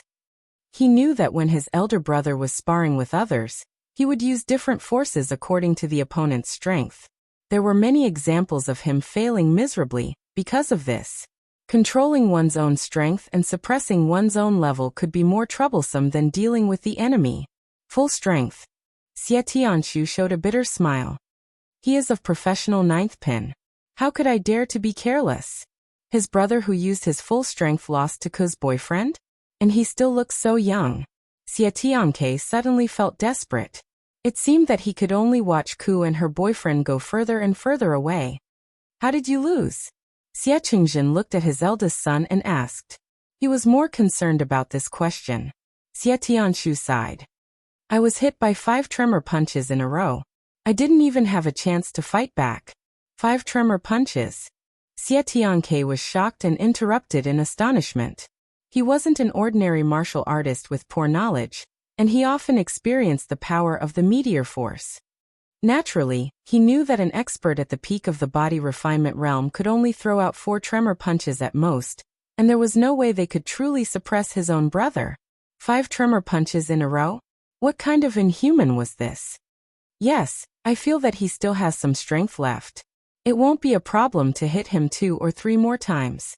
Speaking of this, Xia Tianshu couldn't help but feel depressed. He almost lost the confidence to face Lu Qing again. Xiaqingjin, who had been listening quietly at the side, asked thoughtfully, "Meteor force?" "No, meteor force is faster than his tremor punch. It has both momentum and tremor force. But his tremor punch is more ingenious. I feel that there is still a lot of room for improvement." Xia Tianshu analyzed seriously. Xiaqingjin said, What do you think the result will be between him and Lin Ke?" Xia Tianshu thought carefully and said, "His physical fitness hasn't reached the peak of the body refining realm yet. If he uses the tremor punch and the meteor force to fight, he won't be able to withstand the shock of 3 superimposed moves. Not to mention that Lin Ke is close to the Dan stage." Xiaqingjin didn't say more. He turned to Xia Tianke and said with a smile, "Tianke, if you want to beat him, you have to put in some hard work. However, even if I work hard, I won't be able to catch up to him." Xia Tianke opened his mouth, but he couldn't make up his mind. There was nothing more depressing and despairing than having one's love rival far surpass oneself. Xiaqingjin put his hands behind his back and said, "Tianshu, accompany me to the 3 Pristines Hall to burn some incense." Xia Tianshu nodded and followed beside his father. They walked forward slowly until they were far away from Xia Tianke. He turned back to look at his brother, who was in a daze, and asked worriedly, Dad, are we pushing Tianke too hard? Ruthless? Xiechungjin laughed. If even this kind of thing can't make him work harder, it can only mean that he's just a lustful guy. Then I don't have to worry that he won't be able to recover from the setback. If he really takes this opportunity to push himself to the limit and catch up with other girls, it's a good thing for him. Even if Yenjika is gone, there are still other good girls. Time is like a knife. Sooner or later his feelings will fade away. Xie Tianshu glanced at his father and vaguely heard a sigh in his voice. Did his father also encounter a similar situation in the past? Did he also have a girl he couldn't get? He was not interested in love and romance, so he forgot about it in the blink of an eye. Because of the previous failure, he was more motivated to work harder. Being defeated is not terrible. What is terrible is losing the confidence to catch up. Fortunately, I still have this confidence. Sooner or later, I will face him again. When Yenjika looked to the side with a slight blush, her words just now echoed in Lu Cheng's ears. Does she mean that she will take me back to meet her parents directly after I graduate? Meet her parents. Lu Cheng was excited and scared at the same time. He was afraid that Yenjika's family would not like him. According to the girl's words, he was sure that she was born in a martial arts family. Her family must be very knowledgeable. A little professional ninth pin fighter would not be accepted by them. Even those who had just entered the dance stage with no potential would not be accepted by them. Phew. Lu Cheng suddenly felt a sense of crisis and urgency. He wanted to temper his body to the peak as soon as possible. He wanted to step into the dance stage and have at least the strength of professional seventh pin by the time he graduated. Only in this way could he successfully win the girl's heart. After his fortuitous encounter with the Jin Dan, his martial arts had improved by leaps and bounds. It wasn't that he hadn't dreamed of rising one pin in a year, becoming a mighty one with physical invulnerability, or obtaining the 5 major titles. However, they were just dreams. After all, they were still far from his current level. But at this moment, he had a clear goal for the first time and a clearer desire. I want to improve my body to the peak of the body refining stage in half a year. I want to take advantage of opportunities such as preliminaries and university martial arts competitions to fight strong opponents and gain experience. I want to step into the dance stage in 1 or 2 years. I want to be famous in the university martial arts circle and lay the best foundation for entering the professional martial arts competition in the future. I want to have at least the strength of professional 7th pin by the time I graduate. With a goal in mind, Lu Cheng suddenly felt the road ahead was much clearer and more motivated. 4 years in college was not a short time, but it was also not a long time. He had to make good use of it. Cheng, what are you thinking about? Yenjika stretched out her white and slender fingers and playfully waved them in front of his eyes. With a goal in mind, Lu Cheng couldn't help but say, I'm thinking, if I go with you to see your parents-in-law. Who are your parents-in-law? Yenjika subconsciously shook off Lu Cheng's hand and blurted out shyly and angrily. Lu Cheng smiled and didn't explain. When the time comes, I want to grow up to be a reliable man whom they like and are willing to entrust their daughters to me. So I just set a goal. I want to be of professional 7th pin by the time I graduate. Yenjika, who was a little shy and angry, suddenly froze. Her eyes seemed to be shining. She stretched out her soft hand and held Lu Cheng's hand again. She looked down and said, Don't push yourself too hard. Too much pressure will only hinder your progress. Take it slow and steady step by step. Then you'll be faster. The girl pursed her lips and blushed. She continued, I'll also work hard. After graduation, I'll strive to be financially independent as soon as possible. Only in this way can I maintain my integrity and not be dominated by their opinions. I can only use them as a reference. Yenjika's words made Lu Cheng feel that she was more mature than he was, and her willingness to work hard for their future surprised him even more. Let's work hard together. Lu Cheng held the girl's hand tightly. At this time they had arrived at the Three Pristines Hall. Yenjika smiled and said, Then I'll go burn some incense. Looking at the girl's graceful figure shuttling through the hall and worshipping in front of the heavenly primogenitor, Lu Cheng felt warm in his heart and smiled gently. By the way, will that boy tell your family about us? When Yenjika came back to him, Lu Qing suddenly felt worried. I'm still very weak and haven't grown up yet. Yenjika looked up and said, he's not a person who likes to gossip. He still has some integrity. I'll ask my brother to remind him. I won't do it myself, in case he thinks I'm guilty. The more indifferent I appear, the less likely he will say. It seems that he's a good person. Lu Qing asked deliberately. How could he not know about this love rival who often met his girlfriend? He's not that bad. He's just a little lazy. In this aspect, his brother is much better than him.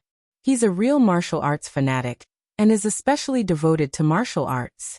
Everywhere he goes, he will definitely find someone to practice with.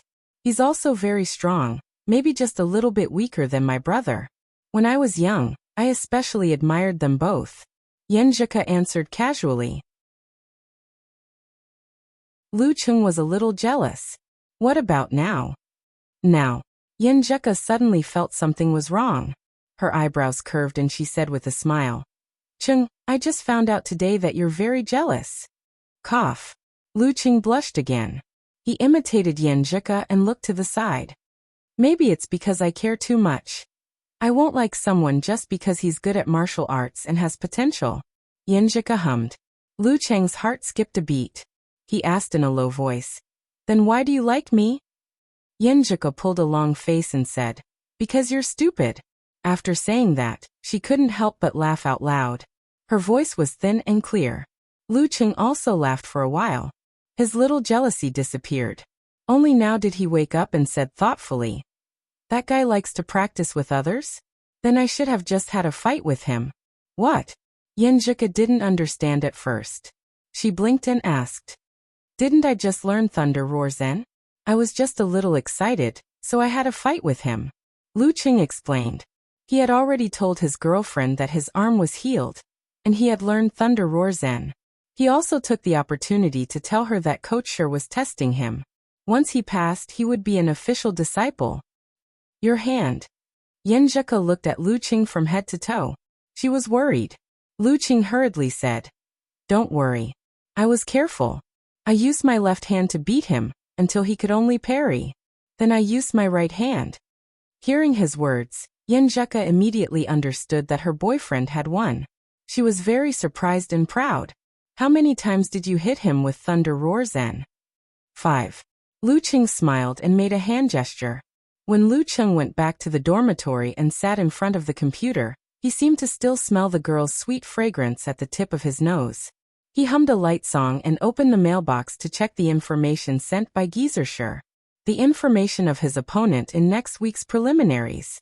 Lu Qing couldn't help but say to himself, Kind of interesting.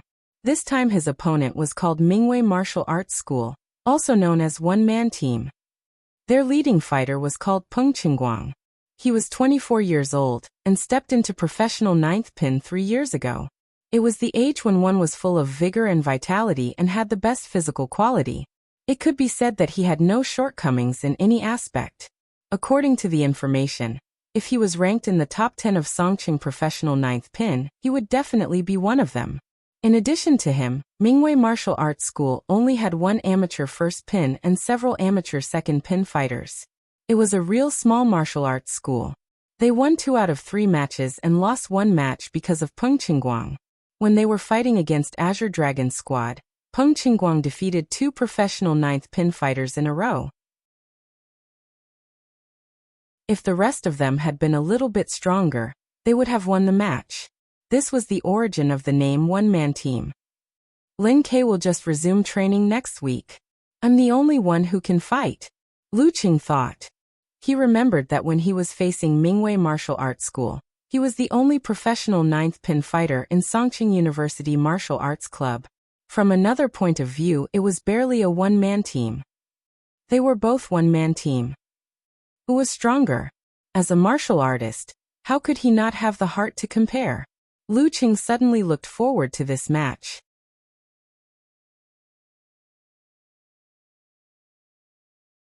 Chapter 163.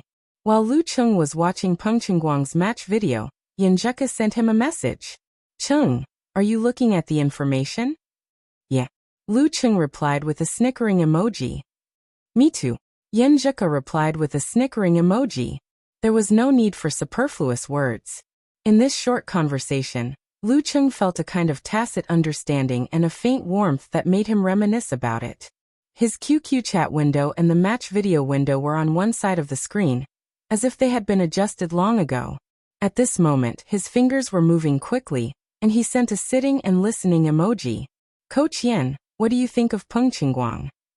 Yen Zhika used her favorite emoji of crossing her hands and supporting her chin and said, Peng Qingguang is at the peak of the body refining stage.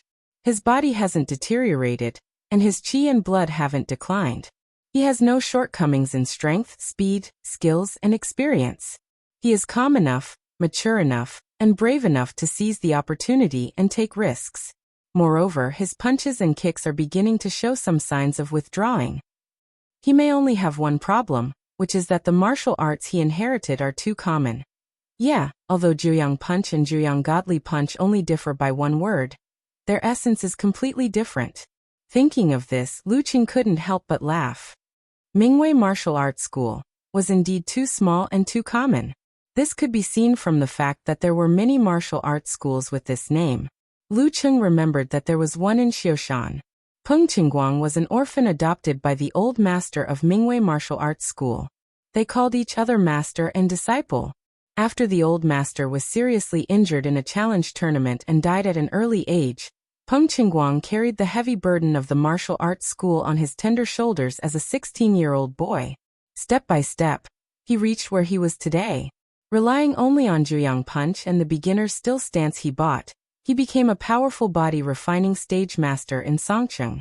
In these years, many martial arts schools and martial arts families valued him. Some wanted to take him as a disciple, and some wanted to invite him to join them.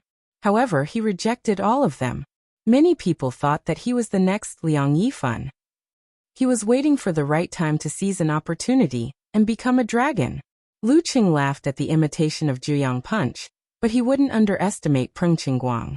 While watching Peng Qingguang's match video, he discussed various details with Yen Zhika. When he was about to fall asleep, he finally confirmed one thing. Apart from Wei Xingtian, a Dan stage master, Peng Qingguang was probably the strongest opponent he had ever encountered. And this time there was no Lin Ke to share the burden. The next morning before dawn, Lu Cheng had already arrived at his usual spot beside Weishui Lake. Shi appeared 5 minutes later than him. As usual, he was humming an unpleasant and off-key Chinese opera. Have you seen the information? He chuckled. Yes, I have. Lu Cheng answered honestly. Do you have the confidence to defeat Peng Qingguang? Shi asked leisurely. Although Lu Cheng was looking forward to this match and had the desire to fight, he was not blindly arrogant. He thought for a while and said, if Peng Qingguang can continuously resist Thunder Roar Zen, then I have the confidence to defeat him. Obviously, Peng Qingguang was not that stupid. With his experience and physical quality, he might not be obviously stiff after being hit by Thunder Roar Zen.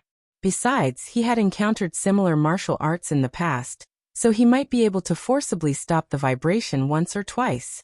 Lu Cheng's physical quality was still inferior to his brother-in-law's.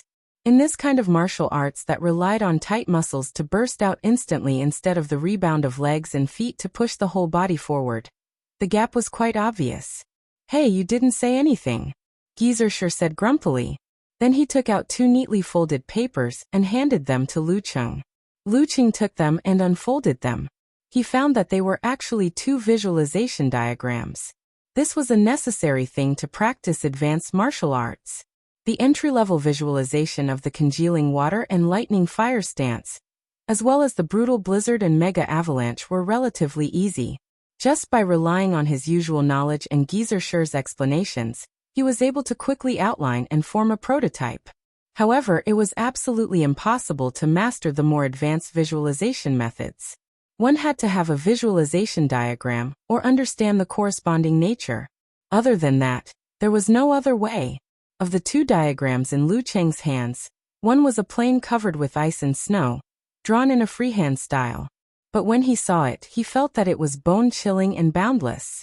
The other one was a scene of a frozen river, drawn with fine brushstrokes. Even the lines of the waves condensing into ice were presented one by one, which made people feel the surging force and the more terrifying freezing intent contained in it. For a moment, Lu Qing felt that his hands were cold, as if he had directly touched 1,000-year-old ice. He almost shook his arms and threw the visualization diagram away. Cough. As Geyser coughed, the illusion disappeared and the bone-chilling cold disappeared. First, look at the freezing sky and earth diagram and grasp the essence and charm. Remember which muscles, fascia, and internal organs it affects in the still stance visualization, and remember what changes they have. Then, under the condition that you don't do visualization, you repeatedly grasp them.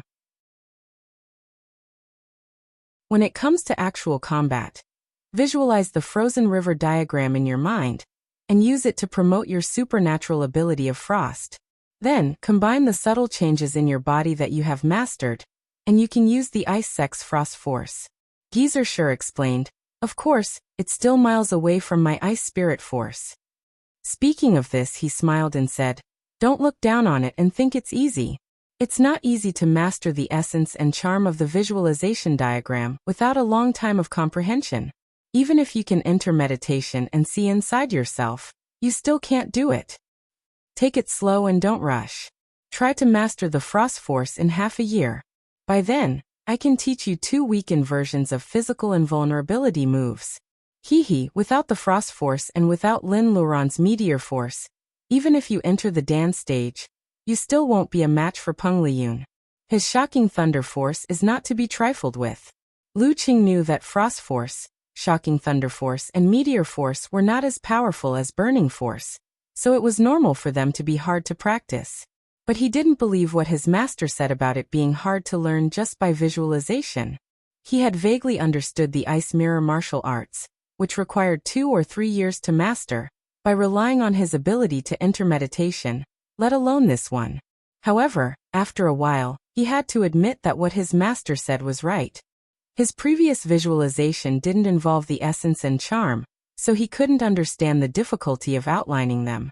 Now that he tried, it was really hard to grasp. It wasn't something that could be learned in a day. After taking another look at the visualization diagram, Lu Qing more or less understood what the so-called essence and charm were. It was just like the brutal blizzard he was visualizing. For the time being, he only had the appearance and momentum of the brutal blizzard. As for how violent the wind was, how violent the snow was, and how violent it was, there was almost no indication of how violent it was. Suppressing his impatience, he calmed down and continued today's practice. He only squeezed out 20 or 30 minutes to understand the visualization diagram. After the practice, Geyser took away the visualization diagram, and didn't let him take it back, which showed how precious it was. Time flew and the weekend was coming. Outside the Songqing University Martial Arts Club, there was an endless stream of people. Last week's competition had left a very good impression on the spectators. They spread the news by word of mouth and spontaneously promoted it, so the number of people coming to cheer for them had more than doubled. And this was without any official promotion. Songqing University's martial arts atmosphere isn't as bad as the rumors say. A stocky man with arms crossed in front of his chest, and quietly watched the entrance of the stadium. He sighed with emotion to his companions beside him. On a cold spring day, he only wore a black t-shirt, his legs stretched tight against his jeans. He had 3 companions, one of whom had a mohawk hairstyle that left a deep impression. He chuckled and replied, "What's the big deal? No matter how good the martial arts atmosphere is, it can't be compared to Yimo's." "You're talking as if you've been to Yimo." Another bald man with a beard mocked. "I'm just giving an example. Anyway, our purpose today is to observe Lu Cheng's battle, and get a feel for the Songqing University Martial Arts Club. After the amateur ranking event, it'll be our turn. Whether we can qualify this year will depend on that battle." The man with the mohawk hairstyle laughed and looked more relaxed. A cyan dragon head vaguely appeared on their necks.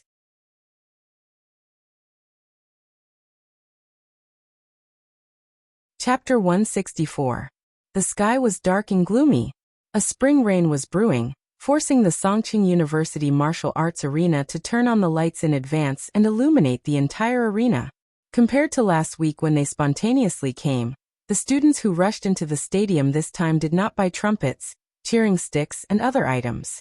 However, many of them had already recalled the experience last year, which set off waves after waves of cheers around them. Each wave was louder than the last. Hearing Songqing University, Mo Zizong, the captain of Azure Dragon Squad, couldn't help but sigh. When can we have such a home ground, such an atmosphere? He and his 3 companions didn't find a seat, but stood at the back of the highest part of the stands, like 4 pillars and 4 security guards. Deng Hua with the Mohican hairstyle put away his relaxed expression and smiled bitterly. Others brought it themselves. We can't learn it, unless we can fight in the preliminaries one day. They were a local team in Songqing, unlike Yimo, or Songqing University Martial Arts Club, which had tens of thousands of students as its natural support. They had to compete with many strong teams for supporters. Songqing, as the provincial capital, had 2 clubs that had entered the 3rd level of the district competition, which had harvested most of the corresponding market, leaving very little for the strong teams in the preliminaries. The Azure Dragon Squad was a combination of 3 martial arts schools. They had rented the 2nd hall of the Songqing Martial Arts Stadium as their home ground. The stands that could hold a few thousand spectators usually only had 600 to 700 spectators. This was because many people were used to coming to watch a few fights on the weekends. Therefore, they placed a lot of importance on whether or not they could advance to the next round in a group. That meant that they would be able to get a share of the broadcast, a bigger audience, and a martial arts unique skill reward that was only one step away. After losing to Yimo Fearless Squad, they no longer had a way out. They had to defeat Songqing University Martial Arts Club. Therefore, they took advantage of the fact that their match was on Sunday to come to Songqing University to watch Lu Cheng's fight up close. After all, this was a genius who had reached the professional level in half a year. 2 weeks of recuperation might bring him a lot of changes. This match wasn't a focus match, only a recording. As for when it would be broadcasted after the recording, it would depend on the TV station's arrangement. In the locker room of the home team, Gizershur took a sip of wine and leisurely said to Lu Cheng, Sun Jian, Li Mao, Yan Zhika and the others, "Finally, Peng Qingguang is really good. If he can get some good martial arts, it won't be a big problem for him to reach Dan stage in a year. He can be considered as one of the top 10 professional 9th pin fighters in Songqing. However, I always feel that the ranking of the top 10 professional 9th pin is nonsense. It's like when you were in school, there were top 10 in your grade and top 10 in class. It's normal." Haha. Lu Cheng and the others were amused and the atmosphere lightened up. Although they had all been caught by Coach Shur in one fell swoop and placed in the bad students category, who could refute his words given his status as a mighty one with physical invulnerability, Gizershur was very satisfied with the effect of his words. He said proudly, "Sun Jian, Li Mao, you 2 fight one after the other. Apart from Peng Qingguang, Gao Rao, Zhang Ying, Chu Yu and Lu Wei of Mingwei Martial Arts School are not much worse than you. Go all out and don't worry." Lu Cheng laughed and raised his hand. "Coach Shur, you're giving me a lot of pressure." Yan Zhika, who was beside him, had been covering her mouth and laughing. Li Mao also relaxed. "Pressure?" Gizershur wouldn't say that he was giving pressure on purpose. He laughed and said, "I remember that this is your first fight on home ground, right?" Lu Cheng was stunned and nodded seriously. "Yes. Indeed, I almost forgot. This is my first fight on behalf of Songqing University Martial Arts Club in our school." Gizershur nodded slightly and pointed outside. "Listen carefully." The locker room fell silent immediately. Lu Cheng listened carefully and heard the familiar shouts. He heard the waves of voices that had brought him great shock. He heard the roars that had left a deep impression on him. Songqing University. Songqing University. Songqing University. Songqing University. This time, they were crying for him. "Did you hear that?"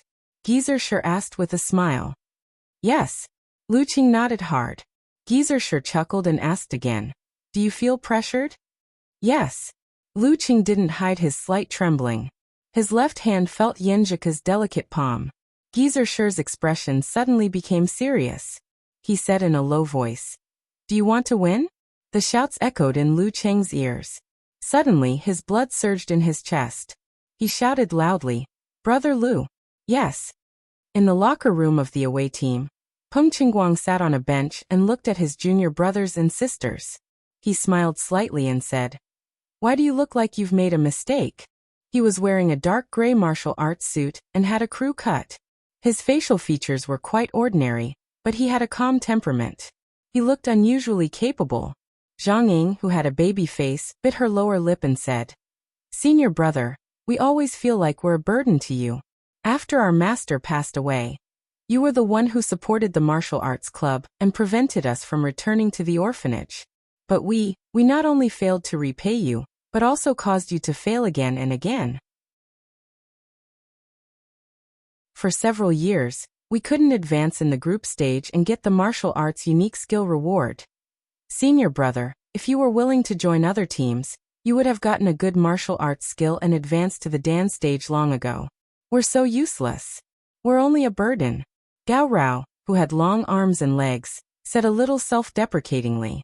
Peng Qingguang stretched out his hand and said, "You don't have to say any more. I promised our master that I would make the martial arts club flourish and give you all a good future. This is my own choice. It has nothing to do with you. Besides, if I want to make the martial arts club flourish, I definitely can't rely on myself. I need your help. After all, one hero needs 4 helpers, right? Don't worry too much about this preliminaries. Our purpose is to use this opportunity to train ourselves. Of course it's good to win, but it doesn't matter if we lose. With this kind of experience, maybe next year or the year after, some of you will become professional fighters. At that time, if we work together, we won't be afraid that we can't advance. I'm still young. I can wait." Hearing that, Gao Rao put away his guilt and said worriedly, "Senior brother, Lu Cheng from Songqing University Martial Arts Club should be able to fight today. You have to be careful."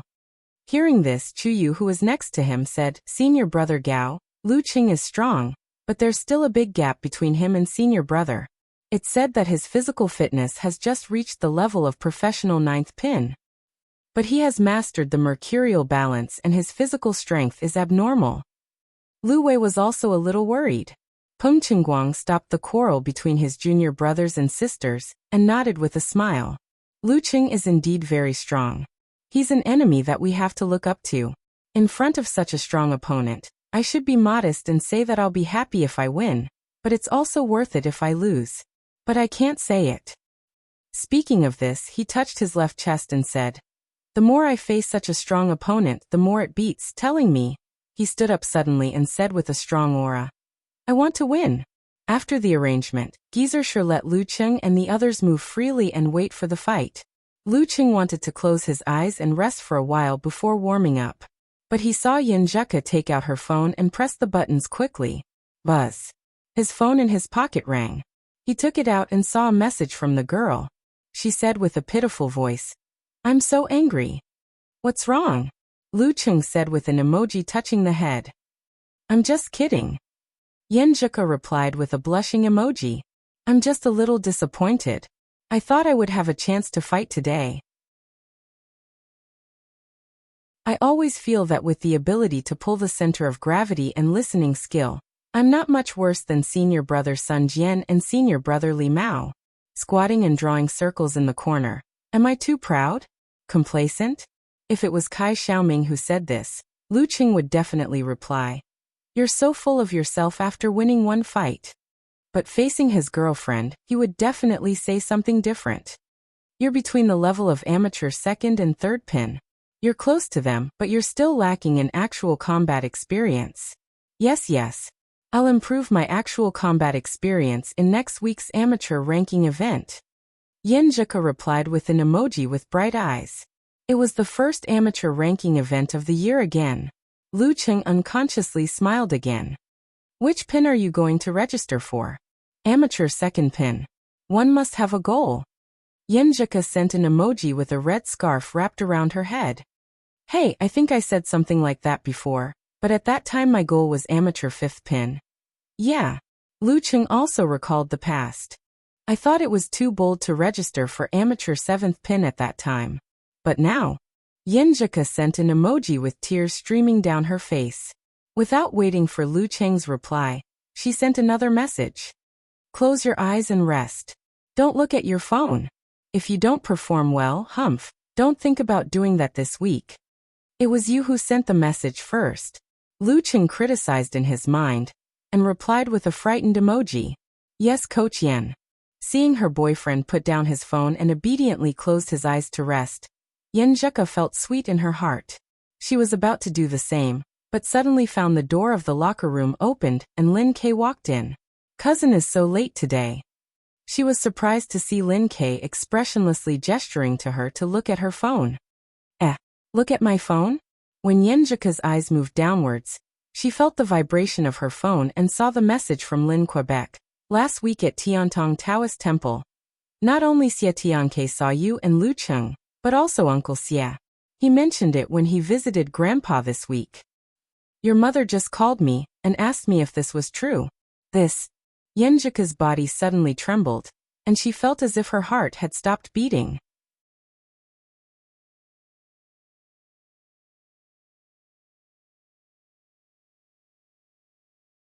After talking to Cheng, my mood seemed to improve. Moreover, I had never lied to my parents before, but the first thing I thought about was lying. Am I falling deeper and deeper? Lu Cheng and Yen Zheka chatted for a while before they realized that Lin Kei had arrived. When they nodded to greet him, he suddenly felt that his brother-in-law seemed a little different from before. In the past, Lin Kei was silent, reserved, and cold. But now he had a sense of quiet. Quiet, calm, and tranquil. Had he touched the edge of the dance stage? Lu Cheng guessed thoughtfully. He was happy for his brother-in-law and wanted to work harder. He couldn't let him widen the gap between them. As a martial artist, how could he not have the heart to compete for supremacy? While he was thinking, Gizershur stood up and clapped his hands. Okay, let's go. Let's go and wait for our opponent. Lu Cheng, Yen Zheka, Sun Jian, and the others looked at each other and put their hands together. Then they shouted in unison, "Victory!" When they stepped out of the locker room, a deafening shout suddenly erupted in their ears. Songqing University. The superimposition of 2,000 to 3,000 voices in the stadium created a storm that reverberated in the stadium. Lu Cheng's body trembled with excitement. Then he heard a new shout. Lu Cheng! Lu Cheng! They all know my name? Lu Cheng and Yen Zheka looked at each other and couldn't help but feel excited. Then a new wave of shouts came. Come on, Lu Cheng! The students who crowded into the martial arts stadium to watch the fight, as long as they were not the kind who were invited by others, would more or less check the relevant information in advance. From the results of several rounds of preliminaries, they unexpectedly found that the martial arts club had one more main force, one more pillar, and one more brilliant unranked master. At this time they couldn't help but shout. This year the martial arts club had a chance. Whether it was the preliminaries or the university martial arts competition in the second half of the year. Lu Cheng's scalp tingled when he heard the shouts. He felt so good that he couldn't wait to rush to the arena and fight 300 rounds with Peng Qingguang. A gentleman would die for his bosom friend. He waved his hand reservedly, and got more shouts and warm welcome in return. Feeling a little tipsy, he, Yen Zheka, and the others sat in the seats of the home team and heard Gizershur say, the order of the Mingwei Martial Arts Club is still the same. Gao Rao is the first, Zhang Ying is the second, and Peng Qingguang is the third. Gao Rao was an amateur first pin fighter, and Zhang Ying was an amateur second pin fighter. Their boxing skills were not bad, but because Juyang boxing was very ordinary, they didn't have any trump cards or short burst abilities. Overall, they could be called mediocre. Seeing the referee waving to them, Sun Jian stood up and smiled to Lu Cheng and the others. Today we don't have to worry about not being able to fight all the time. After he finished speaking, he raised his fist and gave himself a pep talk before walking towards the ring. At this time, because of the list on the big screen, new words echoed in the martial arts stadium. Sun Jian. Come on. Sun Jian's blood was boiling, and he seemed to be secreting adrenaline. Instinctively, he wanted to recall the feeling of challenging the great Demon King in the previous competition, and find his best condition.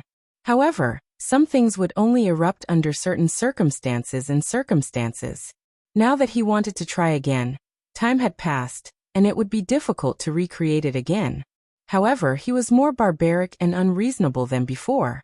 His pace was getting faster and faster, and he had already climbed the stone steps. On the other side, Gao Rao left his seat and walked to the arena along the path of brilliance. When he was about to reach the stone steps, he couldn't help but look back at his senior brother who was sitting calmly. This time, I won't be a burden anymore. He secretly clenched his fist and gritted his teeth. In the first 3 rounds, he lost all 3. Even when he fought against the Dream Squad, he lost to Feng Xiaoquan. He was full of self-blame and didn't want to be a burden to his senior brother again. He wanted to have an outbreak. On the arena, Sun Jian and Gao Rao stood opposite each other. The referee said with a serious face, "4th round of preliminaries, Songqing University Martial Arts Club vs. Mingwei Martial Arts Club. First round, Sun Jian vs. Gao Rao." 3 minutes of conversation time starts. Gao Rao closed his eyes and adjusted his mood and body. He planned to turn a deaf ear to the enemy's words. Sun Jian belonged to the gentle type, and his family education was very strict. He was probably the last few in the martial arts club when it came to swearing. At this time, when he saw that his opponent didn't want to talk to him, he was happy to save his mind and energy. He seized the last moment to repeatedly think about how to attack. Tick-tock, tick-tock, tick-tock. Time passed quickly. The referee raised his right hand and waved it down. Start. As soon as he heard the referee, Sun Jian, who was already prepared, bulged his thigh muscles and jumped down. He used the force to pounce forward like a nimble leopard pouncing on its prey. As soon as he got close, he shook his shoulder and sent out his right arm. He opened his 5 fingers and grabbed Gao Rao like a bird of prey. Flower-splitting willow hand. Gao Rao was cautious and didn't give his opponent a chance to grab him. He leaned back on his left side, clenched his right hand into a fist, and punched out horizontally to block the attack. But just as he was about to touch the flower-splitting willow hand, Sun Jian's left fist seemed to have been ready for a long time. His muscles bulged and shot out like a bolt of lightning, leaping toward his abdomen like a viper. The right hand grabbing was a feint, while the left fist was a real punch. This was the attack that Sun Jian had been planning for several days. Gao Rao's posture was awkward. He could only swing his left arm back and punch down to block in a hurry. Bang! He didn't use enough strength to block, and was bounced back by Sun Jian's fist. If he hadn't shrunk his abdomen in time, he would have been in a more embarrassing situation. Sun Jian took advantage of this rebounding force, twitched his thigh and kicked out his right foot, launching the brutal blizzard of the 24 blizzard strikes. Seeing this scene, Peng Qingguang sighed and said, "Little Rao's burden is too heavy. He wants to win too much and is afraid of losing." Facing the enemy's attack, he was too conservative and ended up in a passive position. Zhang Ying, Chu Yu and Lu Wei were stunned. They understood that eldest senior brother was not only talking about Gao Rao, but also reminding them.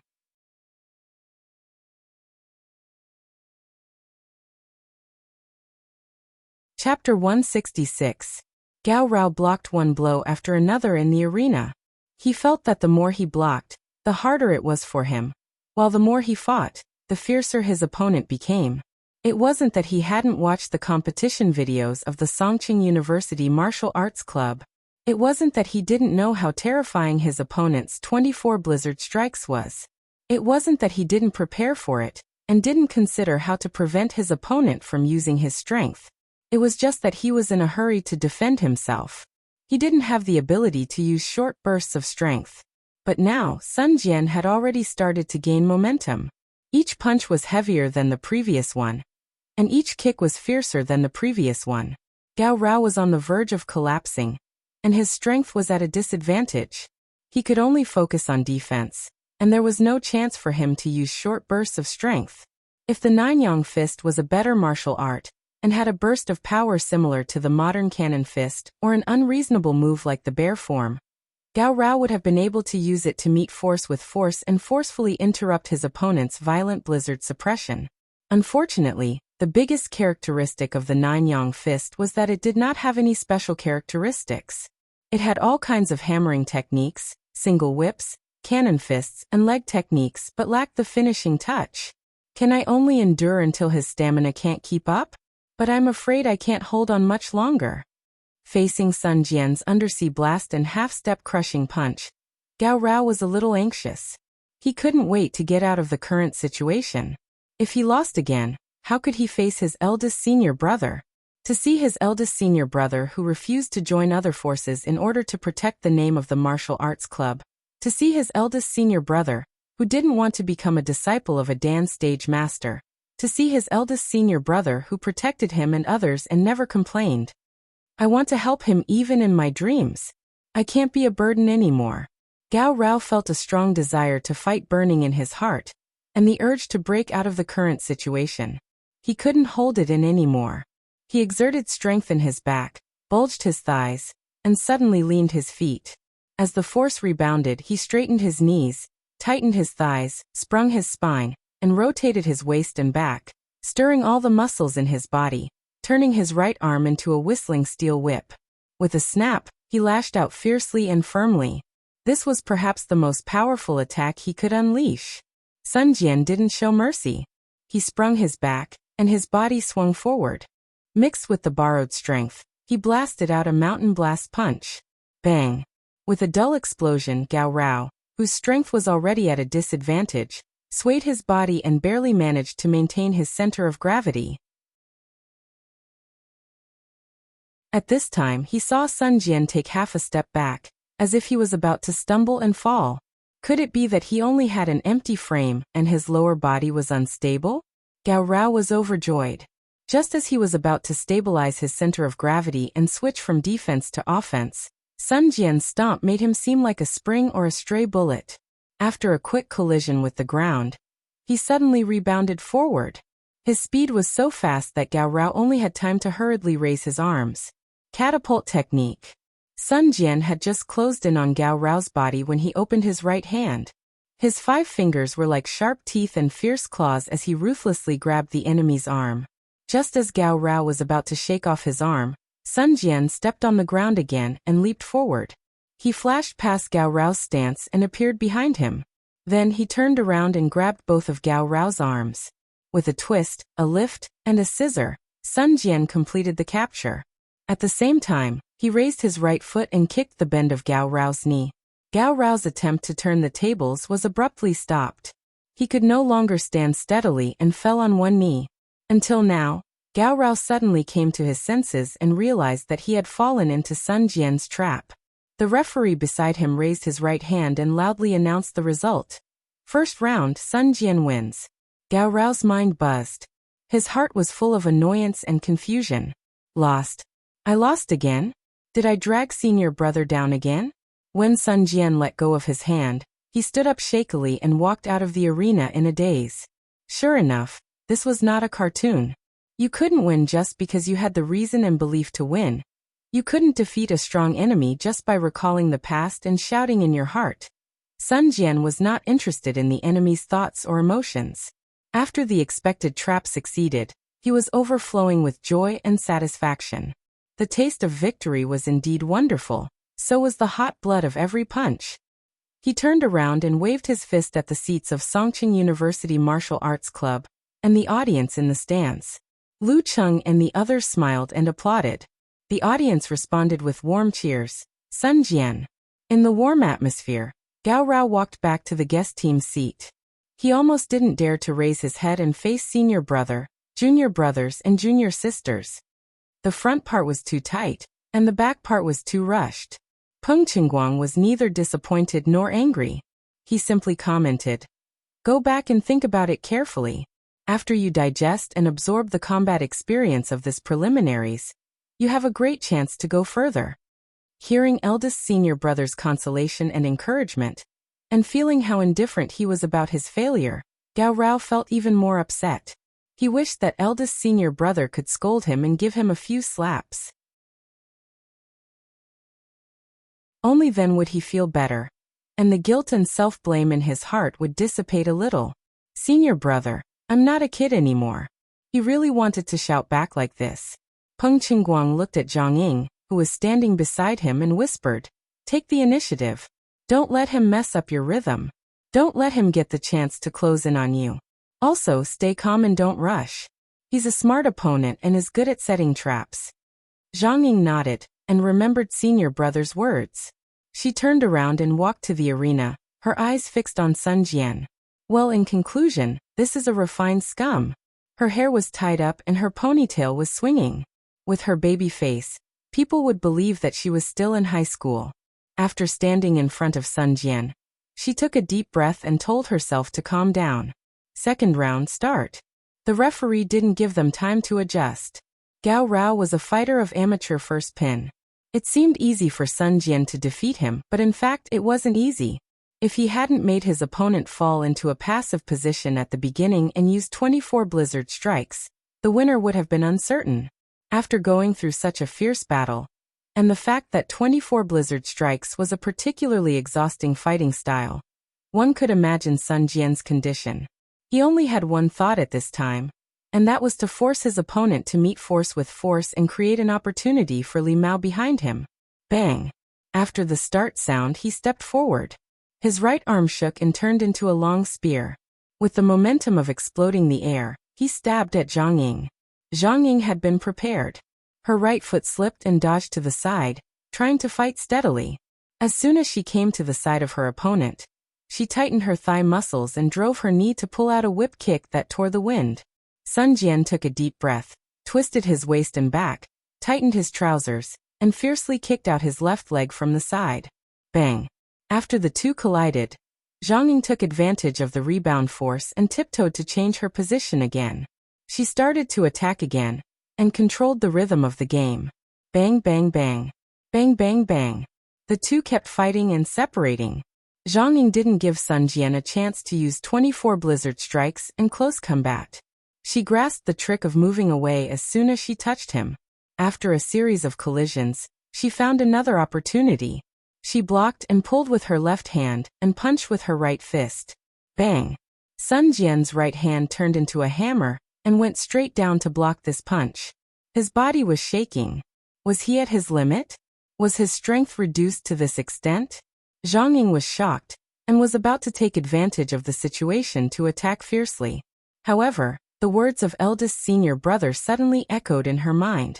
Calm down, don't rush. Zhang Ying calmed down, twisted her waist and back slightly, and stepped to the side of Sun Jian again. Then she saw that he took advantage of the rebound force and rushed forward fiercely, bursting out the power that was comparable to his heyday. Phew, he is really treacherous. I was almost fooled. Zhang Ying was angry. She caught up with him in a few steps, raised her right hand, lowered her waist, and was about to take the opportunity to cut down with her fist. At this time, Sun Jian exerted strength on his feet and jumped out of the ring. Jumped out of the ring, jumped out of the ring. Zhang Ying stared blankly at Sun Jian below the stage. She wondered if he had become muddle-headed. After Sun Jian stood firmly, he quickly tidied his hair and praised himself for being smart. When the last burst of power didn't hit the enemy, he was at his limit. As long as the opponent hit him one or two more times, he would definitely be defeated. Since he was going to be defeated anyway, why would he stupidly let the opponent hit him, or fall to the ground and make himself look so embarrassed? In front of so many people, he had to keep his composure. Sun Jian brushed his hair and walked back to his seat with light footsteps. Seeing this, Li Mao stood up suddenly and left his seat. Because his face was not as bad as before, and his body was not as tense as before, Lu Cheng and the others didn't say anything to avoid the opposite effect. Slowly, she will definitely lose. When he was about to meet Li Mao, Sun Jian clenched his fist and said with a smile. This time, Li Mao felt a little nervous, but he didn't lose the ability to think. He nodded and reached out his right fist to bump with Sun Jian's. As he walked up the stone steps, he gently exhaled and adjusted his slightly tense body.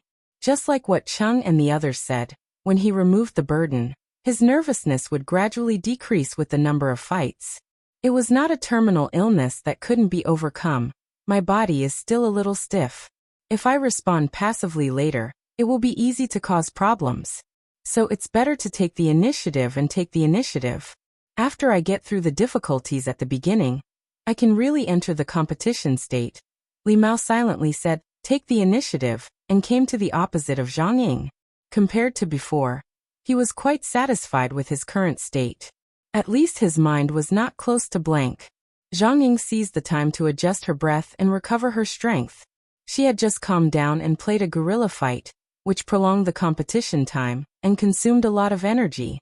However, after winning the first round, the burden in her heart was reduced a lot, and she could calmly analyze the situation of her opponent. This martial artist called Li Mao was very nervous. Although his symptoms were definitely not as serious after his victory over Feng Xiaoquan last week, I still had a chance to take advantage of it. I will take the initiative to attack and take advantage of his confusion at the beginning. The third round start. The referee waved his arm. As soon as he finished his words, Li Mao gathered his strength and instinctively stepped forward. Zhang Ying's knee bounced and fiercely jumped forward. The two figures were very close in an instant, which made the audience exclaim.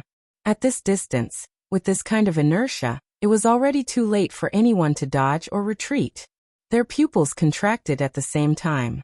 In an instant, relying on the instinct of a fighter, they clenched their teeth, twisted their backs, and punched at the same time. When two rivals meet on a narrow road, the brave wins.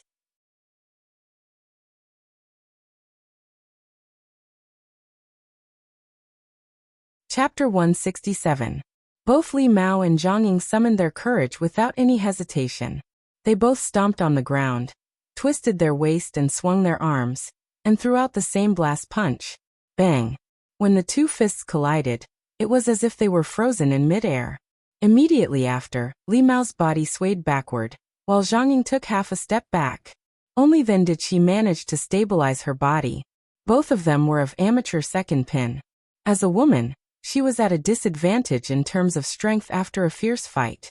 Li Mao's mind was still a little tight, so he didn't have time to think. Following his fighting instinct, he swayed his waist, bulged his legs, and kicked out his left leg like a soft whip. Bam!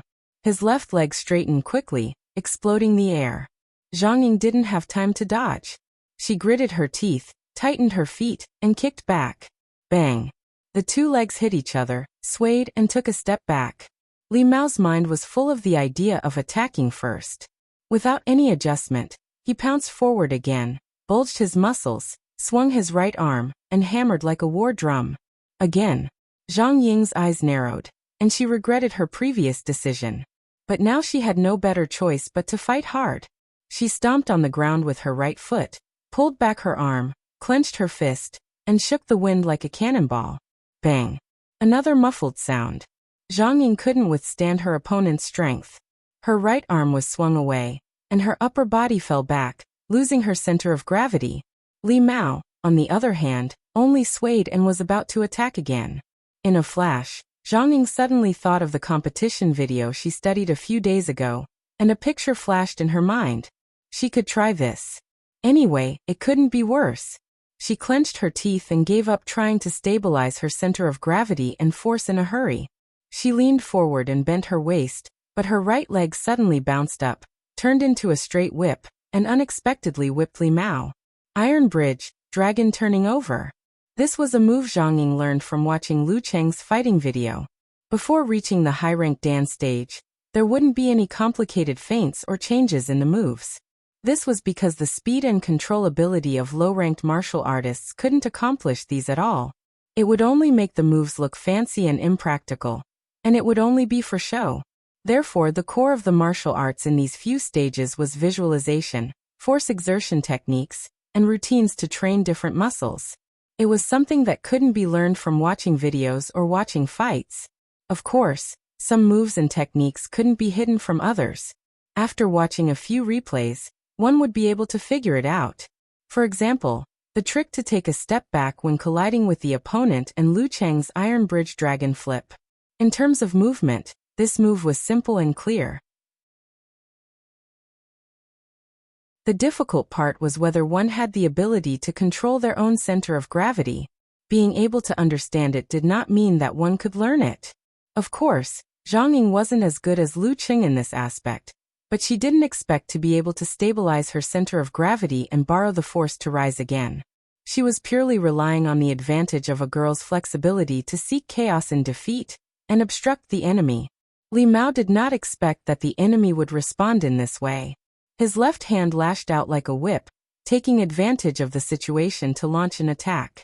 However, he saw the black martial arts shoes coming straight at his chin. The air was torn apart, and the wind was whistling. Li Mao couldn't take back his stance and his right fist couldn't catch up to block. Li Mao's heart tightened. He didn't have time to think. He shrunk his head, curled his body, and lay down to the side. Lazy donkey roll. Zhang Ying's kick missed and she lost her balance. She fell to the ground and rolled twice. At the same time, both of them jumped up like a carp and stood up again. Only then did the students recover from their initial exclamations. They applauded and cheered for the courage and determination displayed by the two in the previous collision. After this, Li Mao was frightened and scared. His nervousness completely disappeared, and he entered the competition state. He calmed down and faced Zhang Ying's attack calmly. Zhang Ying also didn't have the intention to attack first. She used her footwork and walked around the opponent to take the initiative to attack, and let the competition return to the rhythm she was familiar with. Just as she came to the side, she clenched her fist and chopped with great momentum. Li Mao didn't want to win, but he didn't want to make any mistakes. He raised his right arm to block first and then swung it out to avoid the next move, going to the back. Zhang Ying twitched her thigh and kicked the enemy's knee with the tip of her foot. Li Mao twisted his waist and turned around, sweeping his leg. Similar scenes kept happening. The sound of the collision and the crisp sound of the air exploding echoed from time to time. One of them attacked beautifully, the other defended stably. It was difficult to determine the winner in a short time. During this process, Li Mao didn't only know how to defend.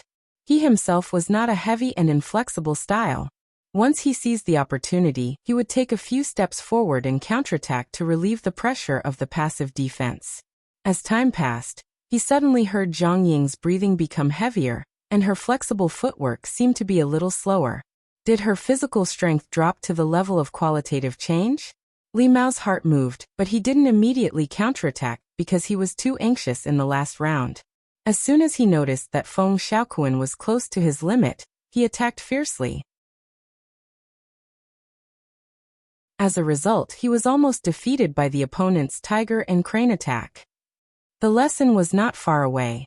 Li Mao calmed down and slowly changed the situation of attack and defense. After forcing Zhang Ying back with one move, he took a step forward, swung his right arm, and waved it down like holding a steel whip.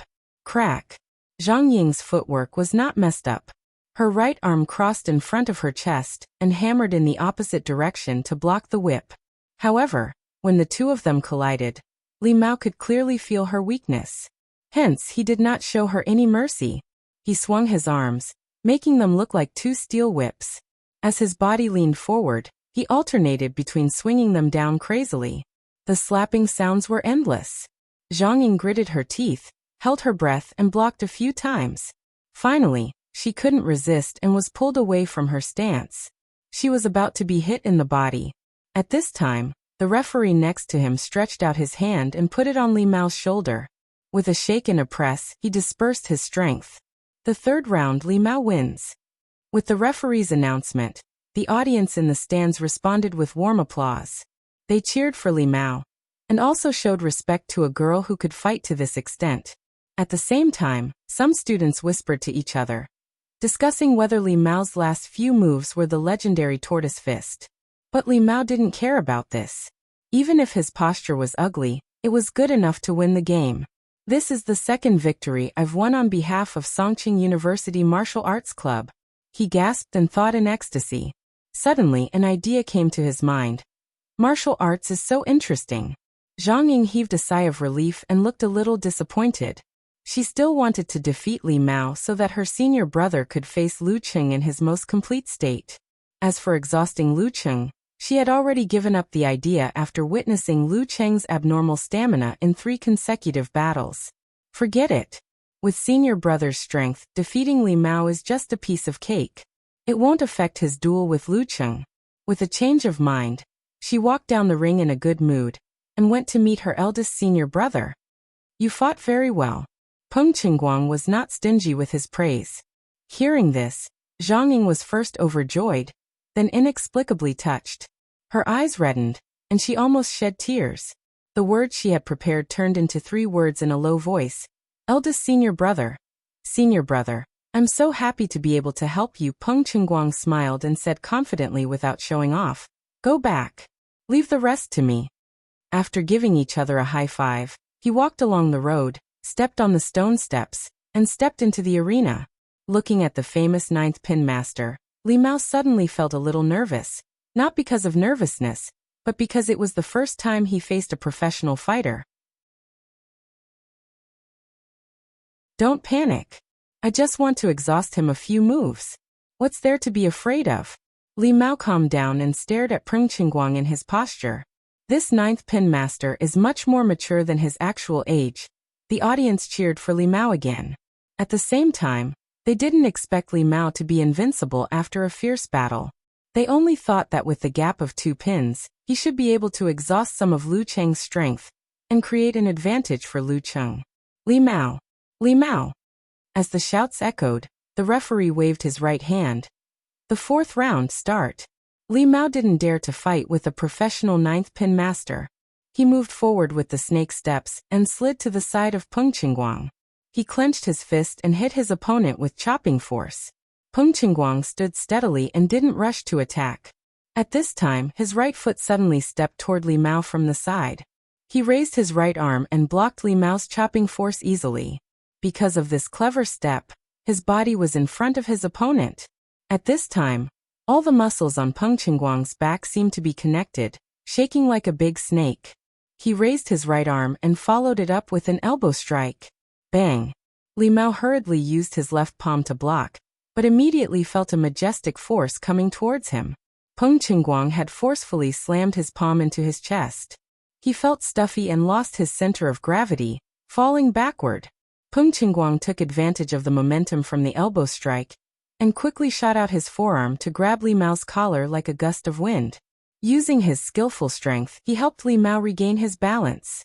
Then he elegantly retracted his hand and looked at Li Mao with a smile. If he didn't grab my collar but pinched my throat, I would be dead. Li Mao stood there in a daze. The referee announced the result. The 4th round, Peng Chingguang wins. The shouts and cheers echoing in the martial arts arena stopped abruptly, leaving only a few echoes. The audience didn't expect Li Mao to lose so quickly and so easily. He looked like he couldn't fight back at all. Isn't this professional 9th pin too strong? Lu Cheng suddenly stood up and looked at the ring. His blood was boiling and his fighting spirit was surging. This is the kind of opponent I look forward to. If you only know how to bully the weak, then what's the point of learning martial arts? Peng Chingguang also turned around and looked at Lu Cheng. He put on a posture and made an inviting gesture.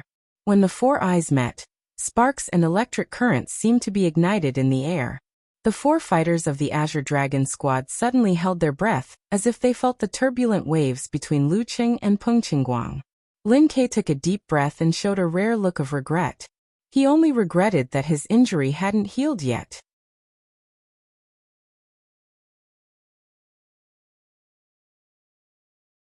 Chapter 168. Defeating a spent Li Mao with one move was not scary. Any professional 9th pin fighter in his prime could do that. What was scary about Peng Chingguang was that he seemed to be able to lift a heavy weight with ease, and still had plenty of energy left. This made people feel intimidated. As for the spectators in the stands, most of them were just here to watch the show. They were not professional enough, so they were more shocked by the comparison between the two and the instant kill.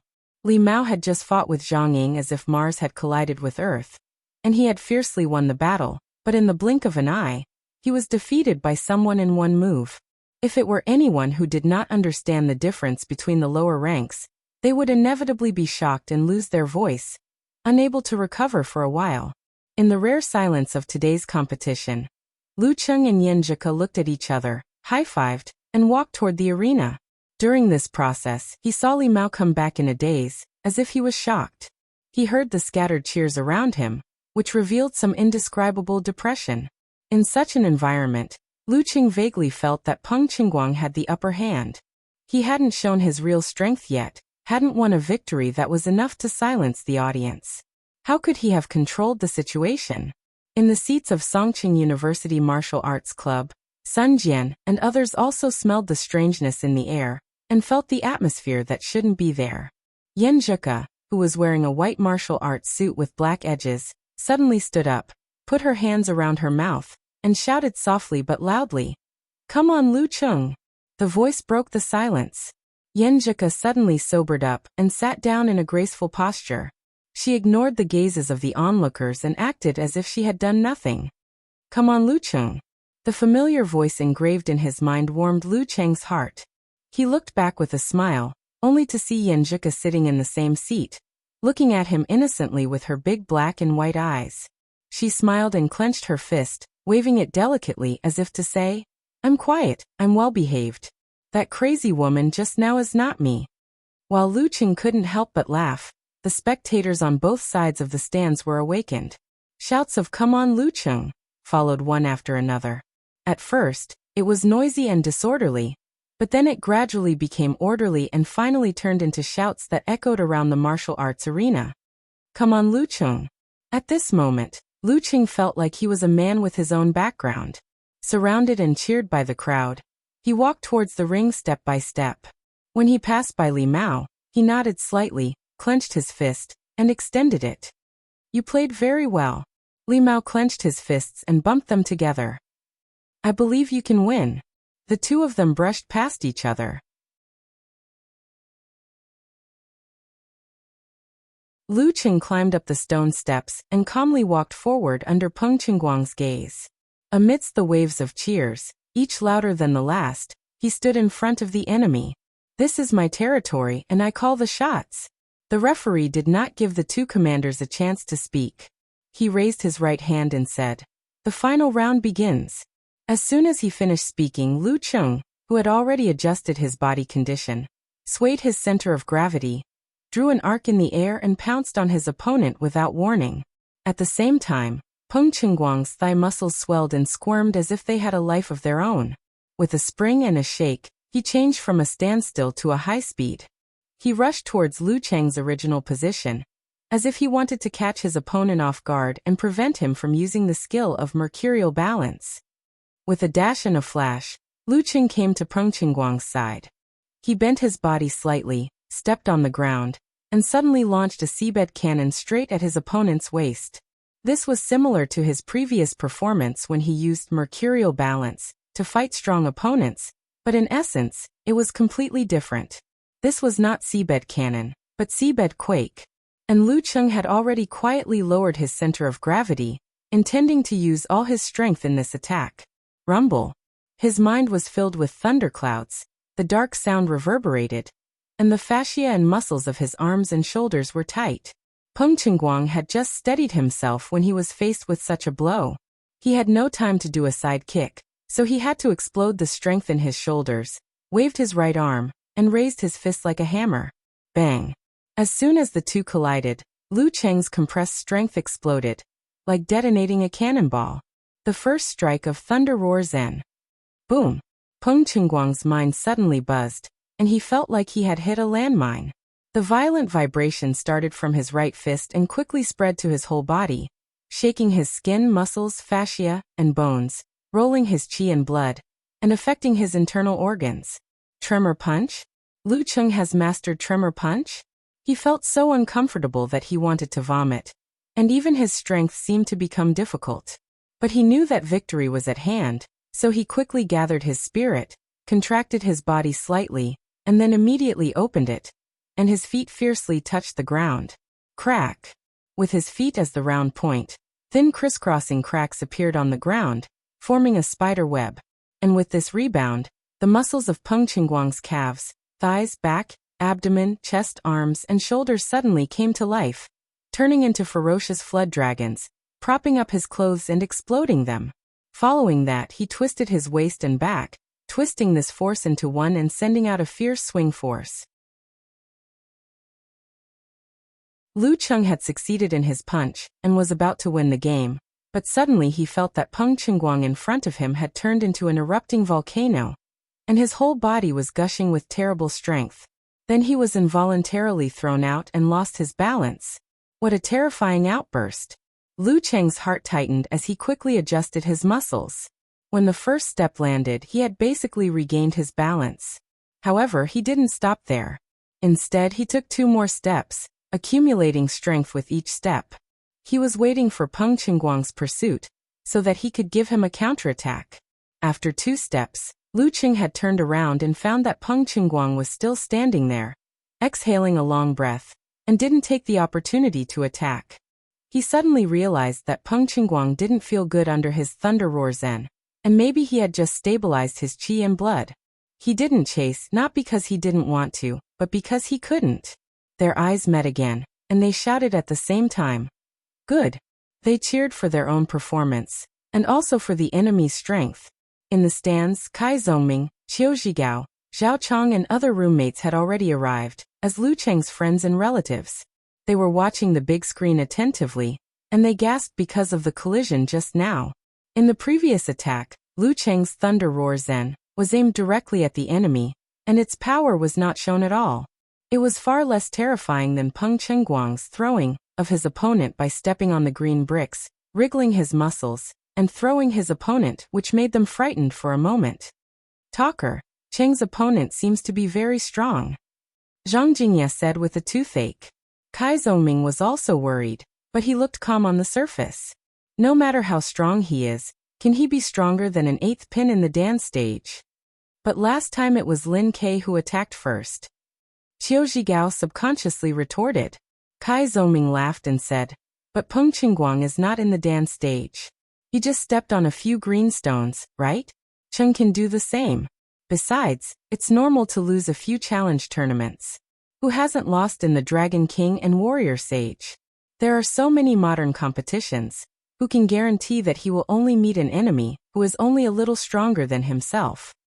Zhao Chong didn't know much about martial arts, so when he heard Talker's words, he was relieved. He muttered to himself that it was also possible to race, and then looked at the arena again. Lu Cheng and Peng Qingguang were fighting again.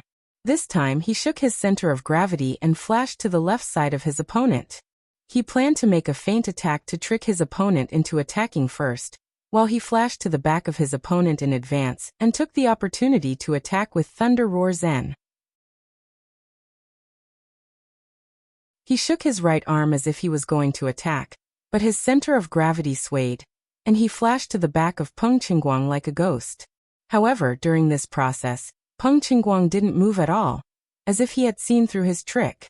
Lu Qing didn't dare to stay. He slid his feet and shifted his center of gravity, flashing to the right side of his opponent again. According to the video of the competition, Peng Qingguang did have a little taste of absolute reaction, and he was better than Lu Qing in this aspect. It seems that I can't find a chance to attack his Thunder Roar Zen by combining feint attacks and mercurial center of gravity. Lu Qing figured out the key while he was moving. Thinking of this, he suddenly had an idea and did a reverse thinking. Peng Qingguang didn't have a complete absolute reaction. If he could make it a little bit more realistic, it might have a miraculous effect. Without much time to think, Lu Qing suddenly took a deep breath and let his spirit enter the state of concealment of spirit and qi. He visualized the white peaks and thousands of miles of snow, and got rid of all distracting thoughts, leaving only the part of him that was integrated into it. Boom! Lightning struck, and the snow mountain collapsed. Hundreds of millions of tons of snow turned into a torrent and rushed down. Lu Qing shook his right arm, as if he was going to release the power that engulfed everything. At this moment his mega avalanche was ready in form and spirit. Just as his right arm was shaking, Peng Qingguang's thigh muscles suddenly tightened. His tattered martial arts shoes flew out and gave a quick and fierce side kick. However, before Lu Cheng's mega avalanche was released, he had already swayed his center of gravity and flashed to the back of Peng Qingguang. Seizing the opportunity when Peng Qingguang didn't withdraw his side kick, he lowered his waist and took a step forward, compressing the muscles of his arms and shoulders. Then he clasped his hands together and hit from the top right to the bottom left like a huge hammer. This was a blow that could withstand 2 tremor punches. This was the conventional killing move of Thunder Roar Zen, Mountain Smash Punch.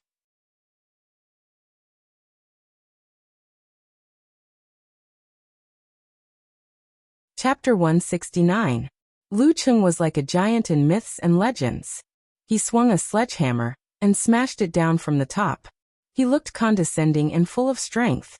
Everyone in the Mingwei martial arts school exclaimed instinctively. Gao Rao, Zhang Ying and the others in the Mingwei martial arts school stood up directly.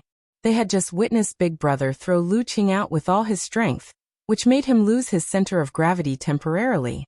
He almost couldn't maintain his balance, and had to use the old method of wandering to avoid the attack.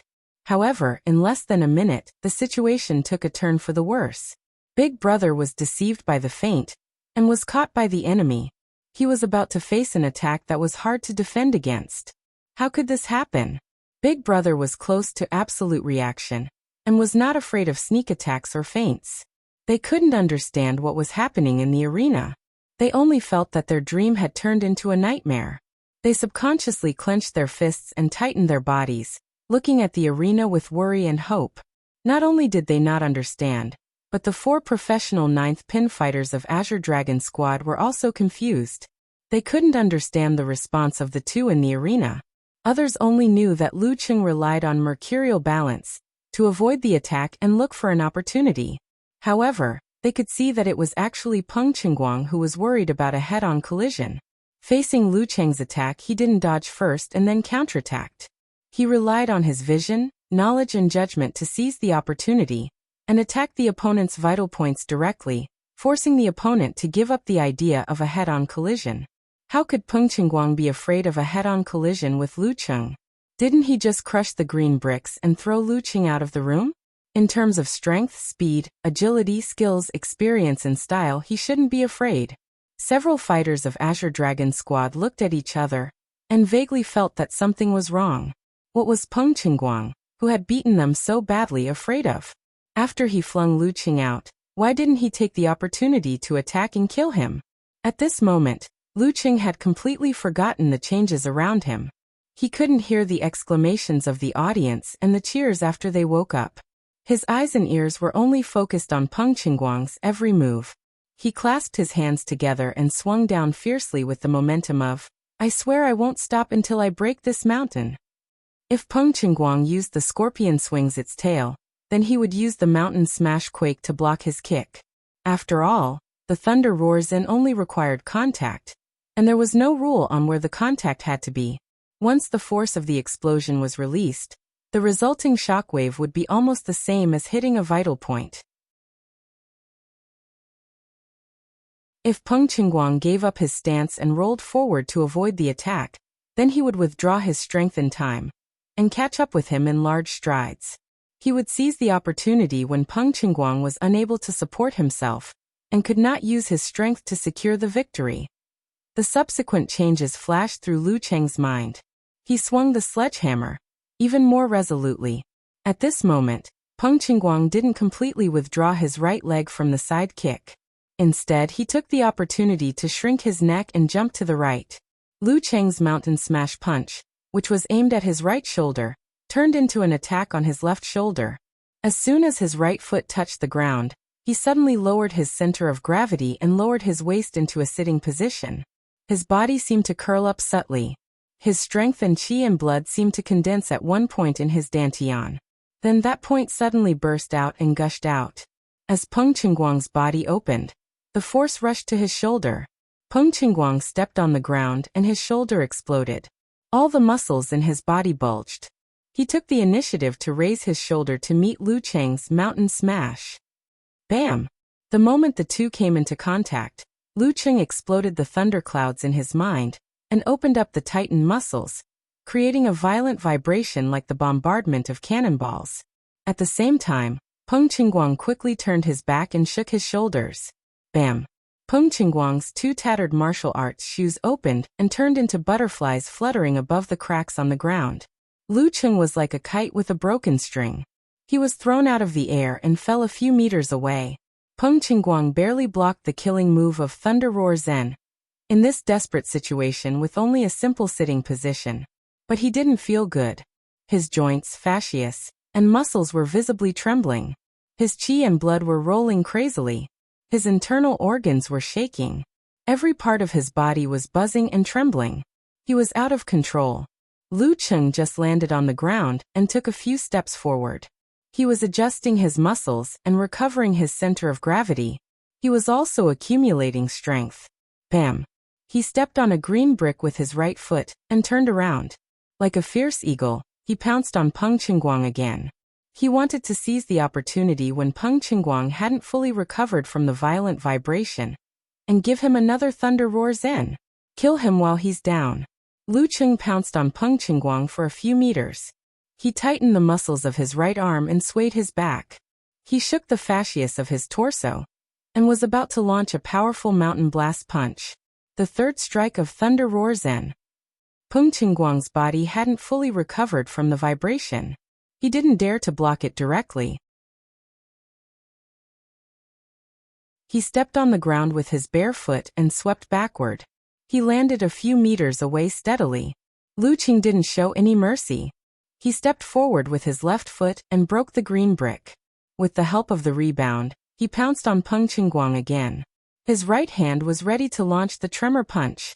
Peng Qingguang stepped on the ground again and continued to sweep backward. He quickly dodged to a few meters away. His dodging was similar to Lin Kei's when he dodged Wei Xingtian's attack. The difference was that Lin Kei was like a nimble mountain goat, while Lu Cheng was like a flying goose. Lu Qing didn't feel frustrated at all. His eyes were firm and his mind was calm. He stepped on the ground with his right foot and continued to attack. He didn't give Peng Qingguang any chance to catch his breath. After retreating 3 times in a row, Peng Qingguang stood at the edge of the ring. His feet suddenly stopped, like a dam standing in front of a flood. His body suddenly straightened. When he retreated for the second time, the vibration in his body was almost recovered. He retreated again just to launch a counterattack. Peng Qingguang lowered his center of gravity and condensed his qi and blood into a single point. His right hand first swung back, and then turned into a long spear. With the terrifying explosion of strength and the shaking of his snake-like muscles, Peng Qingguang thrust the spear at Lu Cheng.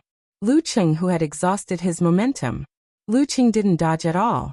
He swung his right arm with the courage to meet an enemy in a narrow path. The explosion made a thunderous sound and ignited the tremor zen. Bang! The two collided. Peng Qingguang's qi and blood were rolling over. He felt dizzy and his chest was tight. But his explosion just now offset most of the vibration, so his body didn't tremble violently. Lu Cheng, on the other hand, was forced to take 3 steps back, crushing several green bricks. Only then was he able to neutralize the boundless force and stabilize his body. At this time, Peng Qingguang had counterattacked and got close to him. He took half a step forward and hit him with the crushing punch. For him, after 3 explosions, his body was close to its limit.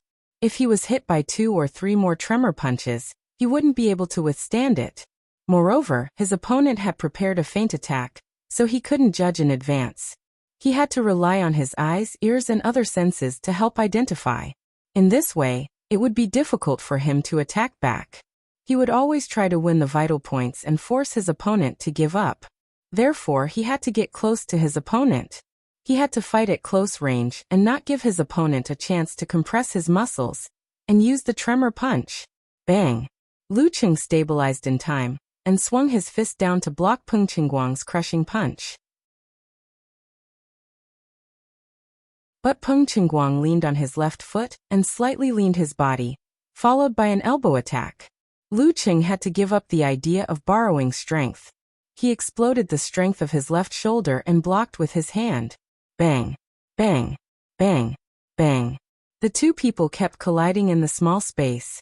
Hands, wrists, elbows, shoulders, knees, toes, and other parts hit one after another. The result was decided in an instant. The referee at the side was nervous and became more cautious. Because every year, more than 70% of the cases of injuries and deaths, due to not being able to stop in time, were in this kind of close combat situation. The sound of punches and kicks was endless. In such a close combat, Lu Cheng didn't have a chance to use the tremor zen. Even the strength of his legs became rushed. He was suppressed by Peng Qingguang in terms of strength. But his mind was cold, his judgment was calm, and his moves were firm. Plus, his big and small hand wrap was flexible and fierce, so he didn't panic. He believed that Peng Qingguang would become weaker as the fight went on. In the heat of the battle, both of them moved sideways and collided with each other. Bang! Peng Qingguang's body shook. Lu Qing seemed to be a little slower and took a step back. Chance. Peng Qingguang knew that he couldn't fight for a long time. Taking advantage of this rare opportunity, he took a step forward and grabbed Lu Cheng's left arm that was dragging behind. He knew that his listening skill was not as good as Lu Cheng's, so he didn't grab Lu Cheng. When he was about to use force to tear Lu Cheng's arm, he suddenly felt that Lu Cheng's muscles tightened and stuck inwards, which made his judgment a little bit wrong. At the same time, Lu Cheng's spine straightened and his back swayed. The right side of his body swung and his fist quickly and violently punched out like a long-awaited cannonball. Bang! Peng Qingguang hurriedly parried, and felt that Lu Cheng's strength exploded immediately. Although it was much weaker than before, it was still very scary. His body trembled and his qi and blood were rolling. He saw Lu Cheng's left arm free and pulled back. Then he swung it up and hit him fiercely again. Thunder roar zen. Bang bang bang. Lu Cheng swung his arms and attacked continuously. Peng Qingguang's internal organs were very uncomfortable, and his brain was buzzing.